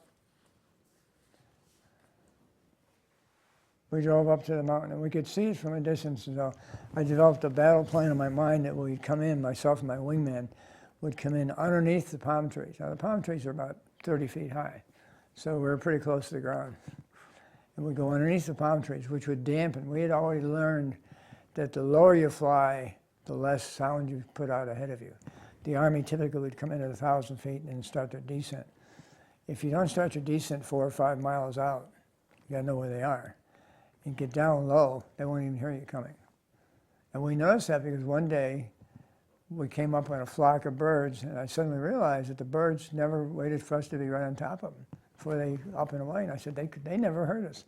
Well, if a bird can't hear you, you know that the enemy can't hear you. So we said, we're changing our tactics. We're going on the ground whenever we can. Of course, obviously, nighttime was very dark. It's tough. But if it was daytime, you're fine. You're right down close to Mother Earth. So we decided, so we did just that. At 6:30 at night, we made sure that everybody thought we were someplace else in case it backfired on us. And we went underneath the trees. And when we popped up, I figured we'd have probably, 1,001, 1,002. Two, maybe 3 seconds on target, max. And when we would break, we'd break into Cambodia and turn and go back the way we came in, back down underneath the palm trees. So up we came, we popped up, and my wingman was on my right side, which is where he's supposed to be. And I fired 7 rockets and 7 rockets. We didn't have much time. We could set the stepper switches, which is the sequence of firing. You could fire 1 or 2 each time you press the button, or all of them when you press the button. So we set them to all. So we go right, 7, bang, hit 7, the other 7 went off. So I fired 14 rockets, a bunch of machine guns, turned around, he followed me. I think one of my door gunners got excited and shot a hole in our rotor blade, but that was fine. We were turning pretty rapidly, we were moving. So only a couple of seconds. Oh, yeah, Was your 1,001, 1,002, that's all we'd be on target. So 14 rockets, and how much ordnance went in? A bunch, more than a couple. Yeah. And so we dropped down below the trees and exited. And we heard nothing about it until about a week later we heard that there was a number of Touheys. Now Touhey, C-H-U, Hoi, H-O-I, was a program that the Vietnamese instituted. They dropped leaflets. And if you wanted to give up, you could Touhey to the government. The leaflet said, this is a free pass. Show it to anybody. Turn over your weapons. Of course, they'd leave the weapons behind, but then you get shot. So you Touhey to the government, so they had they had 5 guys come out of that group that was in there, in that mountain. They said, why are you Touheying? They said, well, they told a story about how late one night, or this was getting dark, and that they were just getting ready to set their trip flares, and all of a sudden, out of nowhere, never heard us coming. Ta-da! Here we come. To the rescue, right? And I love that one. And that was in memory of your friend. Of my friend, yeah. They said we killed 5 or 6 of the guys and destroyed a couple 50 caliber machine guns. Mm-hmm. So, Ed Pawlowski, God bless you. Salute. Salute. Yeah. I lift my right arm, except I can't get it up high enough. I'm over my shoulder. Yeah. Are there any other memorable battles or incidents that took place in Vietnam? Yeah, there was one other time. I had been there a few months, and I was assistant O&C of Det 4. And we were up in a place called Mukwa, which is, we call it the beautiful downtown Mukwa, M-O-C-H-O-A. Mukwa was probably right by the Parrot Peak, right by Cambodia, 5 miles south of Cambodia. It was on the Van Cote, V-A-N-C-O-T-A-Y, Van Cote River. And It was one of the tributaries of the, it flowed eventually into the sea, to the Mekong and, of course, to the sea. And there was two big ones that we flew on. The Van Co Dong, D-O-N-G, Van Co. Co means, Van Co. That was north and south. This one that went from northwest to southeast. Anyway, it was daytime and we were responding, and we had to clear a whole bunch of bad guys on the ground because they were going to put some rough puffs. We call them rough puffs. It's spelled rough puff, R-O-U-G-H-P-U-F-F, rough puffs, which was the Vietnamese infantry. They weren't the best of fighters, but, they were what they were. And so we armed them and tried to train them and what have you. And I remember that they were in H-34s, which is an old helicopter we had given them. They worked well, helicopters, but they were not the newest thing out. But they were reasonably good. And they stayed at Mukwa. And we went back and forth 6 times to rearm, refuel. So we were there, we probably were fighting for 6 hours, back and forth, or more, lose track of time. And we finally, when the fighting was over, they would bring the rough puffs in. And so we went ahead of them and landed right by where a lot of the guys, the Viet Cong, were laying. And so we got out of our helicopters, and they were all dead. And we saw 2 girls, they were about 15 or 16. And they were there with their weapons, rifles. I walked over to a captain, Dai Huy. He had the insignias on his uniform. So he was a captain, North Vietnamese infantry. And where they were was a big training area for North Vietnamese. They all had brand new haircuts. And they had the right uniforms on, so they were North Vietnamese. And they were already infiltrating. And I looked down at the captain, and I reached up and pulled his wallet out of his pocket. It's up in here, over his heart. And opened it up, and he had a picture of his wife and daughter. And I just closed it up, and it just brings to mind how fragile the world is. Put it back in his pocket. Just how cheap human life is, or can be. All depends how you look at it. Was that, when you experienced that, did it, Oh, yeah. what, tell us more about that. Well, it just makes you realize that these are real people. They're not just somebody you're shooting at. Right. This is a real guy that had a wife and kids and had some aspirations for his kids. And, so you don't do it lightly. And you have to kill. But be damn sure you know what you're doing. Do not take it lightly. Go ahead. Want to just take a break? Yeah, just let me make sure.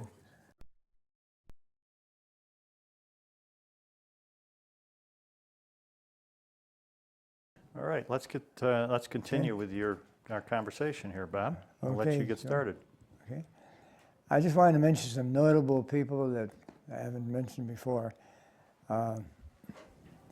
One is Joe Petro. Joe at the time was a PBR, Patrol Boat River commanding officer, as was Keith, K-E-I-T-H, de Klerk, D-E-C-L-E-R-C-Q. Obviously, he's from Holland, where his family was. And those guys they were on the water, and we protected them. And we had many times, they would be along a canal, and we'd come over to the top of them, and they would just give us a burst on the far bank where they were taking fire, and then we'd put 50 caliber bursts or 30 caliber bursts on that far bank. So we were so close to them and so high. So, we're 100 feet off the ground. We were flying through the tracers. We're just, they spark and they jump up. So we'd fly through that. Didn't hurt the So there was a aircraft. lot of nonverbal communication. Oh, yeah. They did something at which you immediately... I say, as I come over across your top, just give me a short burst. They knew exactly what that was. Short burst at the far bank where your enemy is. It really worked as a singular team that Yeah. kind of all just knew what everybody should be doing. Yeah, exactly. Yeah. Very well coordinated. We worked at it. In fact, one night I stayed on it's called the Vente Canal. runs between the Mekong River and the Gulf of Thailand at a place called, it joins the Gulf of Thailand at Ha Tien. I had to go down there, just a cultural aside, I had to do a pretrial investigation for murder. And because I had a legal background from the Navy, they sent me down. And it took me a couple of weeks to interview everybody and come up with a recommendation. I recommended a general court-martial, but in retrospect, the guy had been in the brig for a long time in habeas corpus. He wasn't brought to trial rapidly and charged. So because of that, they didn't drop the charges. They just, I think they gave him a discharge, a general discharge, and sent him back home. What had happened, he got drunk, had his weapon, started shooting around, and a bullet had ricocheted and hit a small baby in the butt. And the baby they took to the hospital, and at the hospital they took the bullet out. And but what happened at night, they turned all the power off in the hospitals. And whatever the hospital was, wasn't very fancy. And here's this little guy there, and he was bleeding still. They missed the blood. So the baby died from lack of blood. And because they turned the power off, no one checked on the baby until the morning he was dead. So, approximate cause of death was the bullet. And contributory cause would, of course, be the fact that they didn't have the power out at night, nobody's checking. But first and foremost, we shouldn't have been shooting when the guy was drinking. So, I recommended, as I said, a general court-martial, the admiral, and I think he did the right thing. He said no. He said this guy he had a drinking problem, but he was a river sailor, a PBR sailor. So I said no. Well, he wasn't quickly brought to trial. I think it's called habeas corpus. He wasn't quickly brought to trial, and so because of that, they threw him out of the Navy, went back, left the service. Yep. So that was probably a fair thing to do. And the Vietnamese thought that was too. I thought that was pretty fair punishment for a guy. And they were missing a 2-year-old baby, didn't ask to be shot in the butt. That was an interesting case. The clerk, I mentioned Joe Petro. There was a guy, I can't remember his last name. His name was Mike. He was a skipper of the YRBM, Yard Repair, Berthing and Maintenance. So that's how it's spelled, YRBM, Yard Repair. And it's put in the river by seagoing tugs. They bring it up there, have it anchored at the front and the back. The Mekong River was flowing at 10 miles an hour, so you need something, otherwise it'd be out of there in a hurry. And it would stay there for months. How big was it? It was quite large. It was 2 decks, plus a bottom barge. It had essentially three decks, one low for the engines, or it had power plants. Really didn't have any, had no self-propulsion. Propulsion was the barge. It was the seagoing tug. It had a high deck on it. It had living quarters on board. It was quite large. Had living quarters, freezers. You could walk around. Had an full operating room. The helicopters were on top. Had a place to land the helicopters. It was, 100 feet long, pretty good size, 75, 100 feet wide. Yep. And it was a good thing to have. You could just put it in place, and it was totally independent. Kept you closer to the fight when you the fight was right there. In fact, we had right where we had it placed in the river. One night or one day, we took some time off, took a break in the fighting, and so we went over to the Green Beret camp, and we stood down. Our detachment stood down, and another detachment took our duty for 24 hours. So we went over there just essentially to drink and blow it out of our ass. I guess the best way to say it. And so we were there, and we started drinking probably in the afternoon, and we were all blasted. But we had been shooting for months, and you don't realize how much gets up inside you. One of the things I did when I was there, I was of course perfectly coherent. They took a picture of me. I was a skipper of the squadron. The Green Berets took a picture of me with it was a 9-foot rock python, female of course, around my neck, and I held her head in one hand and her butt in the other, and she's about this big around, probably a foot across. She had just consumed a couple of district chief, which is the local Vietnamese district chief. There's provinces and districts. So the district chief had some chickens, and she got into the chickens and ate 2 of them. And so that'd keep her going for a while, probably a month or so. And it would just be processed through the length of her. And she was later, she was very docile. At 9 feet, contrary to that was the old expression, mean as a snake.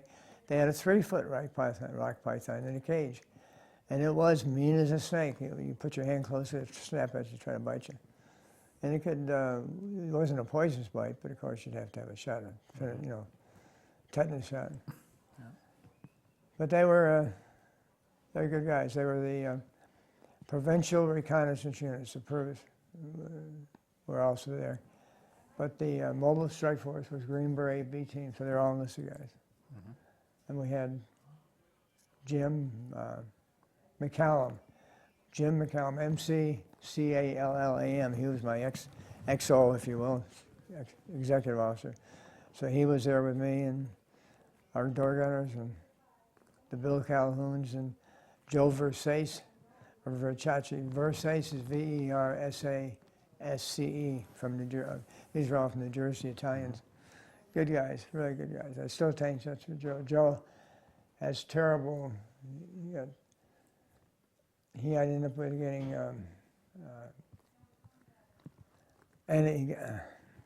what's it when you too much sugar? And he was diabetic. He got diabetes from the Agent Orange. And as such, they gave him some medicine for his diabetes, and it killed his kidneys. So then he ended up on a dialysis machine.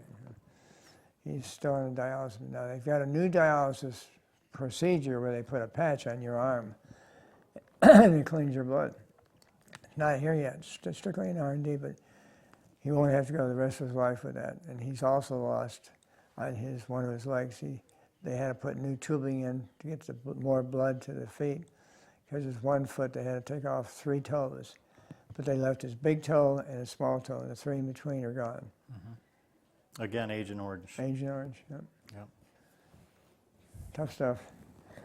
I'm going to pause for a second. Yeah.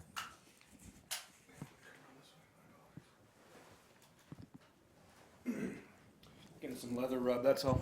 Oh, okay. Get in there. Thank you. Okay, go ahead, Bob. Okay. Some of you meet a lot of people, and you form a very close bond relationship with the men and the officers and men of your detachment, particularly because you're exactly like a family. You depend on each other for your laughs, your jokes, you laugh, you cry together, you drink together, and it's just great relationships, wonderful relationships. I'd do it all again if I could, and everybody would agree with me. They would all go back if they could, even as sick as they are today, knowing that was ahead of them. Just the way it is. Thank God we've always had good fighting men. We just haven't had good presidents. Some are good. I won't say any much more about the current one. Okay. He's useless. That's all I'll say. It's like teats on a boar hog, as they say, the old farmer would say. Now, that's just my opinion. I've got to stop holding myself back and say what I really mean. I told him about the investigation was good. That was done right. There was one night we're flying in a place called Seven Sisters, which is below, I mentioned, Chabaduck and Vente Canal, and we're flying over it, and we had psychological operations in which the lead helicopter would have a 500-watt speaker in the door of the helicopter, and they'd play a tape, and the tape would be in Vietnamese. And one tape it said, "Your our children and I miss you. Please come home." And that would get their attention, and the fire would come up, and we'd find out where they were. And then the other one was the voices of people that they had killed were wailing, the wailing voices, the wailing tape. And it's a sound the voices of people were coming back to haunt them. That would also get them to fire. So they would fire at the At me, sound? at me, oh yeah. And one night, we were going there, and our skipper was running around at 12 o'clock checking midnight. Reynolds Beckwith, he gave me a call. He said, Bob, do you mind if I join you this time, this run? I said, sure, skipper, come on. So he was all loaded for bear, and he had door gunners with him, so we had 3-plane launch, and we put the strike in response to the speaker. Another night we were there, and we got a call, and we said, our radar picks up an enemy helicopter around the Seven Sisters Mountains. I said, oh, okay. So we got over as fast as we could. We were nearby, we were flying. And so I couldn't see it ahead of me, but I knew I was probably about a mile behind it. And he was calling what they call Didi Mao, which is a Vietnamese word. I don't know how to spell it, but it just means go like hell. So he's trying to get the hell out of the country before I caught up with him. Because one thing I would have loved to have done is shoot down a North Vietnamese helicopter. It's probably a Mil. That's what they use, Mil 4. It looked like a Sikorsky, S-58. So anyway, I pulling all the power I could out of that little helicopter and going like hell, and he disappeared off the radar and he dropped down to the treetops. So he made it back to Cambodia before we got him. But we were hell-bent, we were all excited. We would have taken him down. Was it unusual for a helicopter to take down another helicopter? Oh, yeah, very unusual. So you're really not designed for air-to-air combat? No, you can do it, but no one had ever done it. So I figured it'd be a first, so you try to be number one, right? So it was fun. Anyway, we missed him, but we tried. It wasn't for lack of trying. We just couldn't catch up with him. The old helicopter only goes so fast. There was another interesting aspect of the war. There's a place called Rockjaw, R-A-C-H-G-I-A, two words. Rockjaw was down on the south side of the sea, also called the Indian Ocean, Indian Ocean, and Gulf of Thailand, Gulf of Siam in the old days. So in this Gulf of Siam, right by it, there was a jet of land sticking out, and we call it Rockjaw, and it's like an isthmus sticking out in the water. And it just shows you how the French taught the Vietnamese never to totally encircle your enemy. Because what would happen, we had a strike, they were in contact, it's called being in contact. So we have Vietnamese in contact with the enemy at such and such, so we flew over there. It was daytime, and we put some strikes in, and they were, if you can just envision a 3-sided chunk of land sticking out, and the Vietnamese are moving down on land, trying to trap these guys with their backs to the water on all 3 sides. And so they left a little escape valve, probably a couple hundred, maybe 100 feet or 200 feet, on either end where it joined the water. Because the French taught them, you never totally encircle your enemy, because with their backs up against, against the water or hill or whatever, they'll fight like hell. So you give them a way to escape, takes the pressure off the fight. Interesting tactic. Yeah, I suppose it saves people. Yeah. We never did that, but how much, whatever. There's another interesting, the lady, we occasionally stopped by and stayed overnight at Binghamton, which is a Special Forces base, BTT, Binghamton, B-I-N-T-H-A-N-T-O-N. It's not in the map anymore. It was a triangle.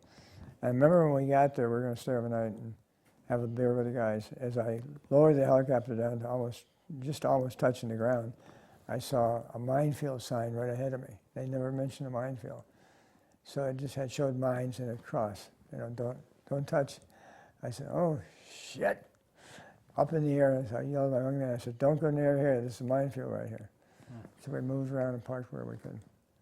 So anyway, we went to bed that night, got up, and we often stopped there.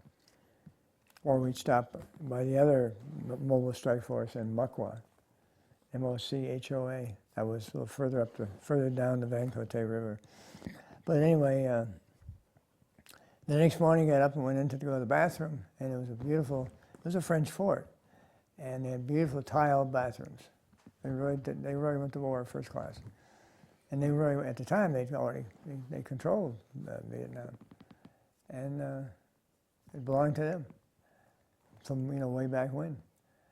And I sat down on the seat to go to the bathroom, and Mama-san came in, sat down next to me, and I said to her, "Chaum," which is good morning, and she said, "Chaum." She pulled her pants down, sat down next, went to the bathroom. I finished mine. I said, "Chaum," got up and left. It was very Different culture. different culture, yeah. You never worried about somebody whipping it out and going to the bathroom against a tree, or the women would squat down wherever they were and go to the bathroom.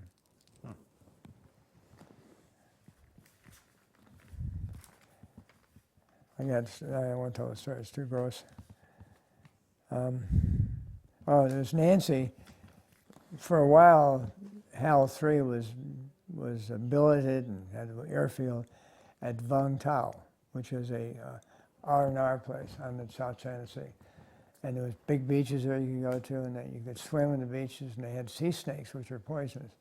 But they had big nets up, and so the dead snakes would come in, the waves would crash in, and they would catch the snakes, and they would get entangled on the wire mesh and hang there and die eventually. And I think Ripley's, believe it or not, has some huge floating islands. I mean, a mile by half a mile of these things floating. And you don't want to even get near them because they're poisonous.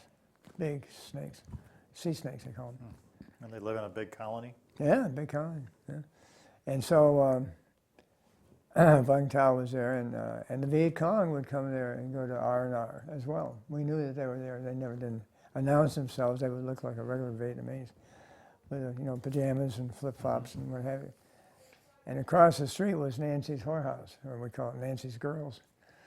And of course, we, W-H-O-R-E. I'm just kidding. And they were nice, everybody's got to make money and more, right? And these girls had nothing. And so they sold their bodies, and our guys needed a good shot. I will say, in 1 year, I think I got laid once, not there, someplace else. I mean, it builds up in you internally. Even a commanding officer has to. It was an older lady, and I gave her $5 and kissed her on top of the head. Because I felt bad about her, but you got to take off the pressure some way. So, but she was so I sat down one night and chatted with her. She had a bar out front. The boys were in the back doing their thing, and I said, "Tell me, Nancy, what do you do with all the money you're making?" She told me the story. And she was very nice. She just was pretty straight with me. She's a good-looking gal, about 30. I was 35. Never got closer than that, and that was fine. I was trying not to let my guys see me be weak. Good to be screw and do it so quietly. You're supposed to be held up as the example, not how to do it. So you're between the rock and the hard spot, right? So anyway, you do what you do. But she told me that she had accumulated a lot of money over the years, and every time she accumulated so much, she would fly it to next door to Thailand. She'd fly it to Thailand. I said, "How many people?" Because they check everything when they get on board. They check their. I said, "How many people do you have to pay off?" And she said, "Lots." So she would have X number of dollars, and some of that would be taken away by paying off this guy at the airplane when she got in Thailand, and she shipped that money home to Minnesota. Her cousin had gone on, probably was married a Navy guy, gone on ahead, and they had bought a farm, a dairy farm with the money. It was pretty large, and they were, at that point, buying dairy cattle, Holsteins and whatever, Guernseys, and good dairy cattle. So I'm sure that if she's still alive today, she was probably a little younger than me. She's probably in her 70s living in Minnesota. I'm sure she made it through. They learned capitalism quite well. Yes, they do. They're very good. Yep. How to make a buck, and I'm sure they had a lovely farm. They're very hardworking people. No one gave them a thing. I mean, they worked for everything they got.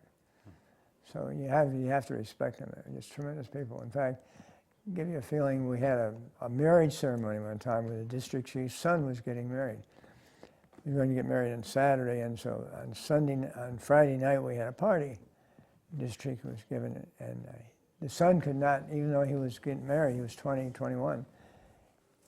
unless he was married, he hadn't reached the age of majority, essentially. I would say majority, or he wasn't old enough to attend. Once he got married, then he became a man, full man, and he could go to parties and drink. So I was there at the district chief. The first thing the district chief did, he looked at me. He didn't have most of his teeth were gone. They have a terrible problem with teeth. They don't have dentists, and they just accept the fact they're going to lose their teeth before they die. And so he decided, he said, "You mean chug lug?" So we're going to chug lug. It was a 16-ounce glass of Tiger beer, very good beer, by the way, made in Saigon, place in India. And so the thing to do, of course, you open your mouth and drink it as fast as you can. They have a stopwatch. Did the same thing in Rotterdam on a Christmas cruise, except we used a sonar dome, and you sat in a chair and it's drained the strip down. It was Heineken beer. We drank 150 cases, for 100 cases for 150 men. But the same idea. Again, you sit there and you chug on. The old college trick. So I figured I'll have this guy in spades. Well, he knew how to open his mouth, depress his tongue, and pour it into his stomach. So it took him 3 seconds, it was gone. 16 ounces of beer. Burped a couple of times, and that was it. And I was halfway through. So and he goes, and he slammed the beer down, and you laugh. So that's the way it is. They were good people. And they, at the prawns, they would get prawns, shrimp, but they were huge from the South China Sea. And they would steam them, and they were partially cooked. They didn't, they left to sanitize them, I suppose. But you'd take those prawns and dip into hot sauce, and there's nothing, they were delicious. There's no... So the local food, was it generally speaking very good? It was excellent. Yeah. Rice, I mean, they could cook rice and vegetables, and they could grow anything they wanted to grow. Because the ground was just very, very fertile. All the dirt had come down from the Himalayas. Every time it flooded, it brought dirt down, more dirt and more dirt. So all you needed was seed. Throw seed in the ground and take off. Yeah. It's good. They could be the breadbasket of the world. In fact, they will be someday. They're very industrious. They still have their communist masters, but they'll overthrow them someday. They'll disappear. The internet's going to equalize a lot of things, including Vietnam and other places. So they all have their secret police, but that only works for so long. Look at the Russians, And they let the economies go. They don't interfere with the economy. They're getting smart. So they're communists in name, but maybe not so much in practice anymore. Correct. Yeah. Yeah, like China. China's the same way. Yeah. Tough. The one that's still bad is Korea. North Korea. It's horrible. They're killing the people. Someone should take them out. Do the world a favor. That's really mention the girls.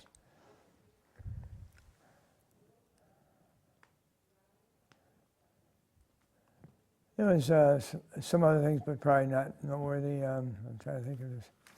Well, would you like to kind of move Yeah, into a little reflection on things? Yeah. Let's start with when you came home from Vietnam. How was Sure. your transition? I was pretty lucky, I guess, because when I came home, I avoided just the way the flight went. I went through Alaska to Chicago to Washington, D.C. and home. Up in Syracuse, New York, and home. And a lot of guys went through Los Angeles Airport and San Diego and San Francisco Airport. And the liberals out there would spit on them. I mean, they had fights every day. And the guys weren't going to take it. And so they come home from a fight thinking they're heroes, or, at least they won. We really had, by the time of Tet Offensive in 1968, mark this, in 1968, we beat the North Vietnamese. And what happened, very honestly, was that the likes of Dan Rather and his ilk had convinced the American people that we're losing the war. And we were winning. In fact, there's unconfirmed messages from Ho Chi Minh that They were going to toss it in. They were going to try to reach some agreement with us, some accommodation, to stop the fight. But then they saw that the liberals were winning in this country. The Jane Fondas, Dan Rather, those assholes, pardon me, they gave the war away. And so it continued. It's very much like Obama today. Let me just digress. Benghazi. What's his name? Gaddafi. Gaddafi, through an intermediary, his chief of staff, had got a message through to General Ham, who was Northcom up in Stuttgart. This is just before he was killed. And his message was, I will abdicate the throne in Libya. I will abdicate the throne in Libya. And all you have to guarantee me safe passage for me and my son to England. Got 72 hours, and I will abdicate the throne. So General Ham said, geez, that's a good idea. He went forward to the White House. And the message came back was, no agreements. So we had more guys killed. Obama wouldn't agree to it. State Department, Hillary Clinton. We wouldn't agree to it. So we continued on. They eventually found Gaddafi and killed him and his sons. They were bad guys, no question about it, but you got to stop the fighting. So you came home and kind of almost snuck back home, if you I will? snuck back home with my tail between my legs. Well, I wasn't like that, really. I was proud of what I'd done. And I brought the movie home, River Patrol. It was 16 millimeter, and then now I've got it in DVD.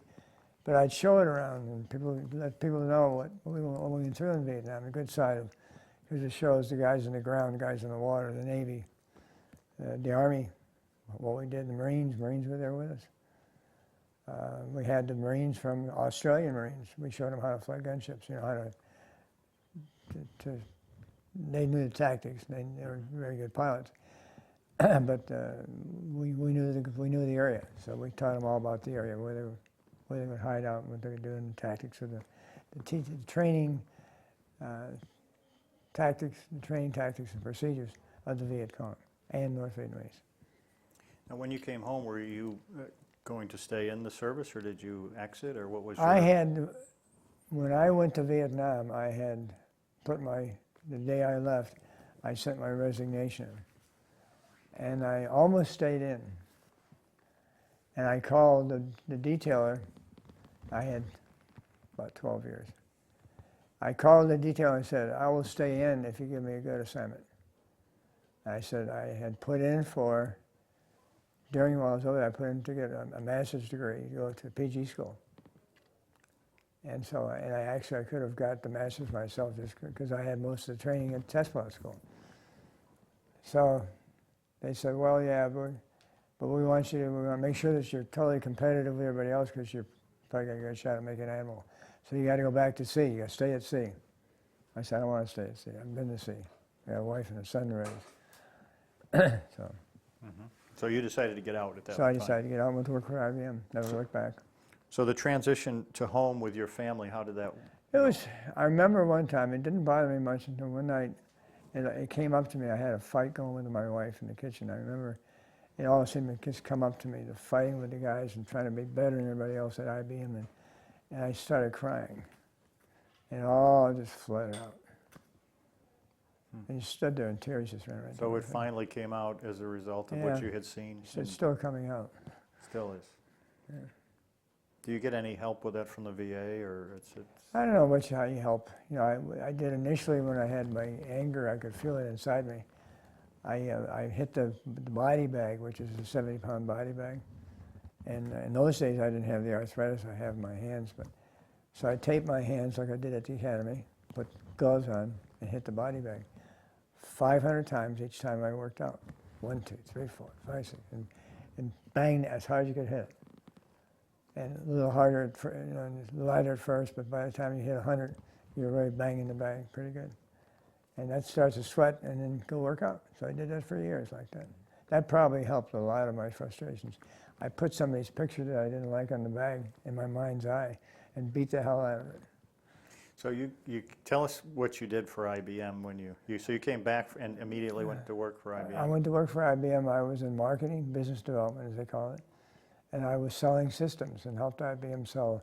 It's called Light Airborne Multipurpose System. I was good because I had flown that system. I mean, if I had been involved as a test pilot, then a couple of years before in the Navy, I had involved with the requirements, and so I knew what they wanted, what the Navy wanted.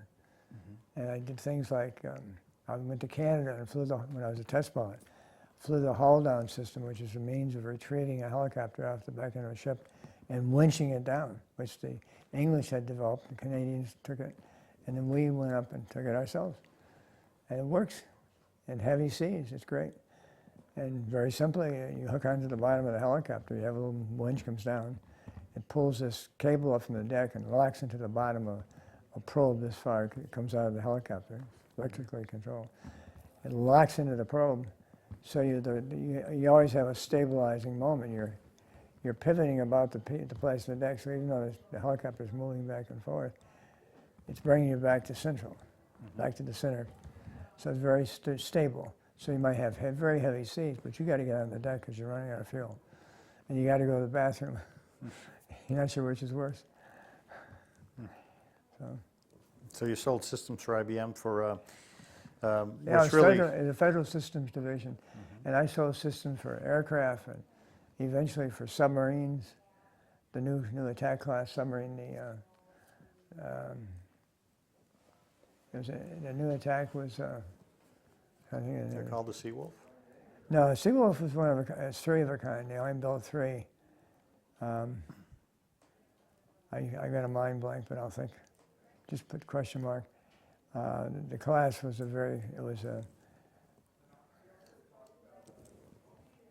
wasn't Nautilus, no. It was Nautilus and Seawolf and one other. That was the big guy, and they were big submarines. But it was a new nuclear class, and I helped them win the competition against GE and Syracuse. And I helped them define, I made good friends in the military and in the civil service. And We need to pause. Okay. so I went to work with IBM in the new class, the new attack class of submarines, atomic submarines, nuclear power. And I worked on that, worked on satellite competitions with other people, Minuteman missile competitions where I could figure out what the thing should. I was very good at figuring out what things should cost, so I do should cost. And I could look at comparable systems and figure out that in competition they should sell for, this should be the winning price. And I could calculate that. I was very good at it. And probably all told, I probably won for IBM then, now Lockheed Martin, and then since my own business. All years, 30 years, probably $10 billion. Of equipment? Of equipment, yeah. $10 billion worth of equipment. And you won the President's Award a number of times? I won the President's Award, the Golden Circle was won just one time, and that's every fifth time. Instead of the, what they call your major quota, it was the, wasn't the President's Award. Well, I guess it was a President's Award. It was your major quota, and quotas were pretty high. Yep. Not All right. everybody got them. What I'd like to do is move into a little bit of reflection as we can. And how did your wartime experience affect your life or change your life? More than I realized. It's I've been married 3 times, and it was affecting me from the whole time, and I didn't realize it. And I never realized it till the VA was interviewing me for disabilities. And first question he asked me, he said, "How many times you been married?" And I said, 3. He just shook his head and wrote 3. And so you typically find that guys with a lot of combat have at least an extra wife or 2. It's just too much to handle. Woman's just not designed to handle crap that goes on. So it's my fault not knowing, but I didn't realize. What I do type now. of life lessons did you take away, or can you offer to people that may be watching this in the future? Oh, I think you have to be ready to fight for your country. I think that's one of the takeaways that you have to have. You've got to. You can't be afraid to fight. Unfortunately, it's just the way of things. It's just it's never changed in tens of gazillion years. It's not going to change anytime soon. Be nice to this perfect idea liberals have if we didn't have to fight. But we're engaged in probably one of the worst fights we've ever had right now with the radical Muslims. And they are radical. And they're here. And Hezbollah is here. And numbers, I've got numbers as high as 250,000 Hezbollahs are in this country from Lebanon. And they're trained fighters. A lot of people don't know that's right. So the nature of war has changed. Nature of war has just gotten worse. At least we have better systems now. We can see at night. We could barely see at night then. Now we wear goggles. I mean, it makes the whole outside look like daylight. So I Has think a heads-up display and stuff like that. Technology has improved dramatically. to your earlier point, though, that there's an enemy amongst us. There's an enemy amongst us, and that's where I am focused right now. I read the book Muslim Mafia in 2005, and that forever changed my life, and until the day I die, I'll be fighting that battle with a lot of other people. The Frank Gaffneys of the world, Dr. Frank Gaffney, Steve Emerson's of the world on Fox News. A lot of good people out there fighting a good fight. And we better fight, and we better be prepared. And we are fighting it right now, and we should not wait. We have to stop them coming here, plain and simple, because they are dedicated to taking out our way of life. And if I had to kill anybody, I would kill all the imams, because they're the ones that are turning the young people against. They're doing the radicalization. Those are imams. Plus, they do it online. Anwar al-Awlaki, even though he's dead, he was killed in Yemen, he and his son, with a Hellfire missile. He's still online electronically. They can still, and he still has his arguments. They can still dial him up and help. And he was very good with people, and he still is radicalizing people. Well, as we come to the end of the interview, is there anything else that we haven't discussed that you'd like to add, or comments, or reflections that? No, just I appreciate you guys. I mean, you've given me the opportunity to do this. I've been telling you about writing a book called Seawolf Where You're From. I've been talking about it for a long time. Maybe now I want to make some money so I can take care of my door gunners. Because if I can make enough and get some more R&D for the diabetes, some I probably can't save. I'm not sure if I can save Bill. We'll see. But for things like diabetes, we'll speed up some of those advances. Of course, you can only push medicine so hard. I've got stenosis of the spine. They're doing laser surgery now, which is great. I'll probably have that done on my spine. It's the same laser surgery I'm using on my dog. He can use it on me. And my dog's got arthritis, so I can take care of arthritis. Laser surgery. There's a lot of good stuff to have us live longer. Right. So I guess that's good. Yeah. Okay. Anything else? Any questions you guys have? I think we've covered quite a bit, pretty exhaustively here. So as we conclude the interview, we appreciate your time to come here from Washington, D.C. and share your memories with us. And most of all, we'd like to thank you for your service to our country. Thank you. Thank you. You bet. Thanks.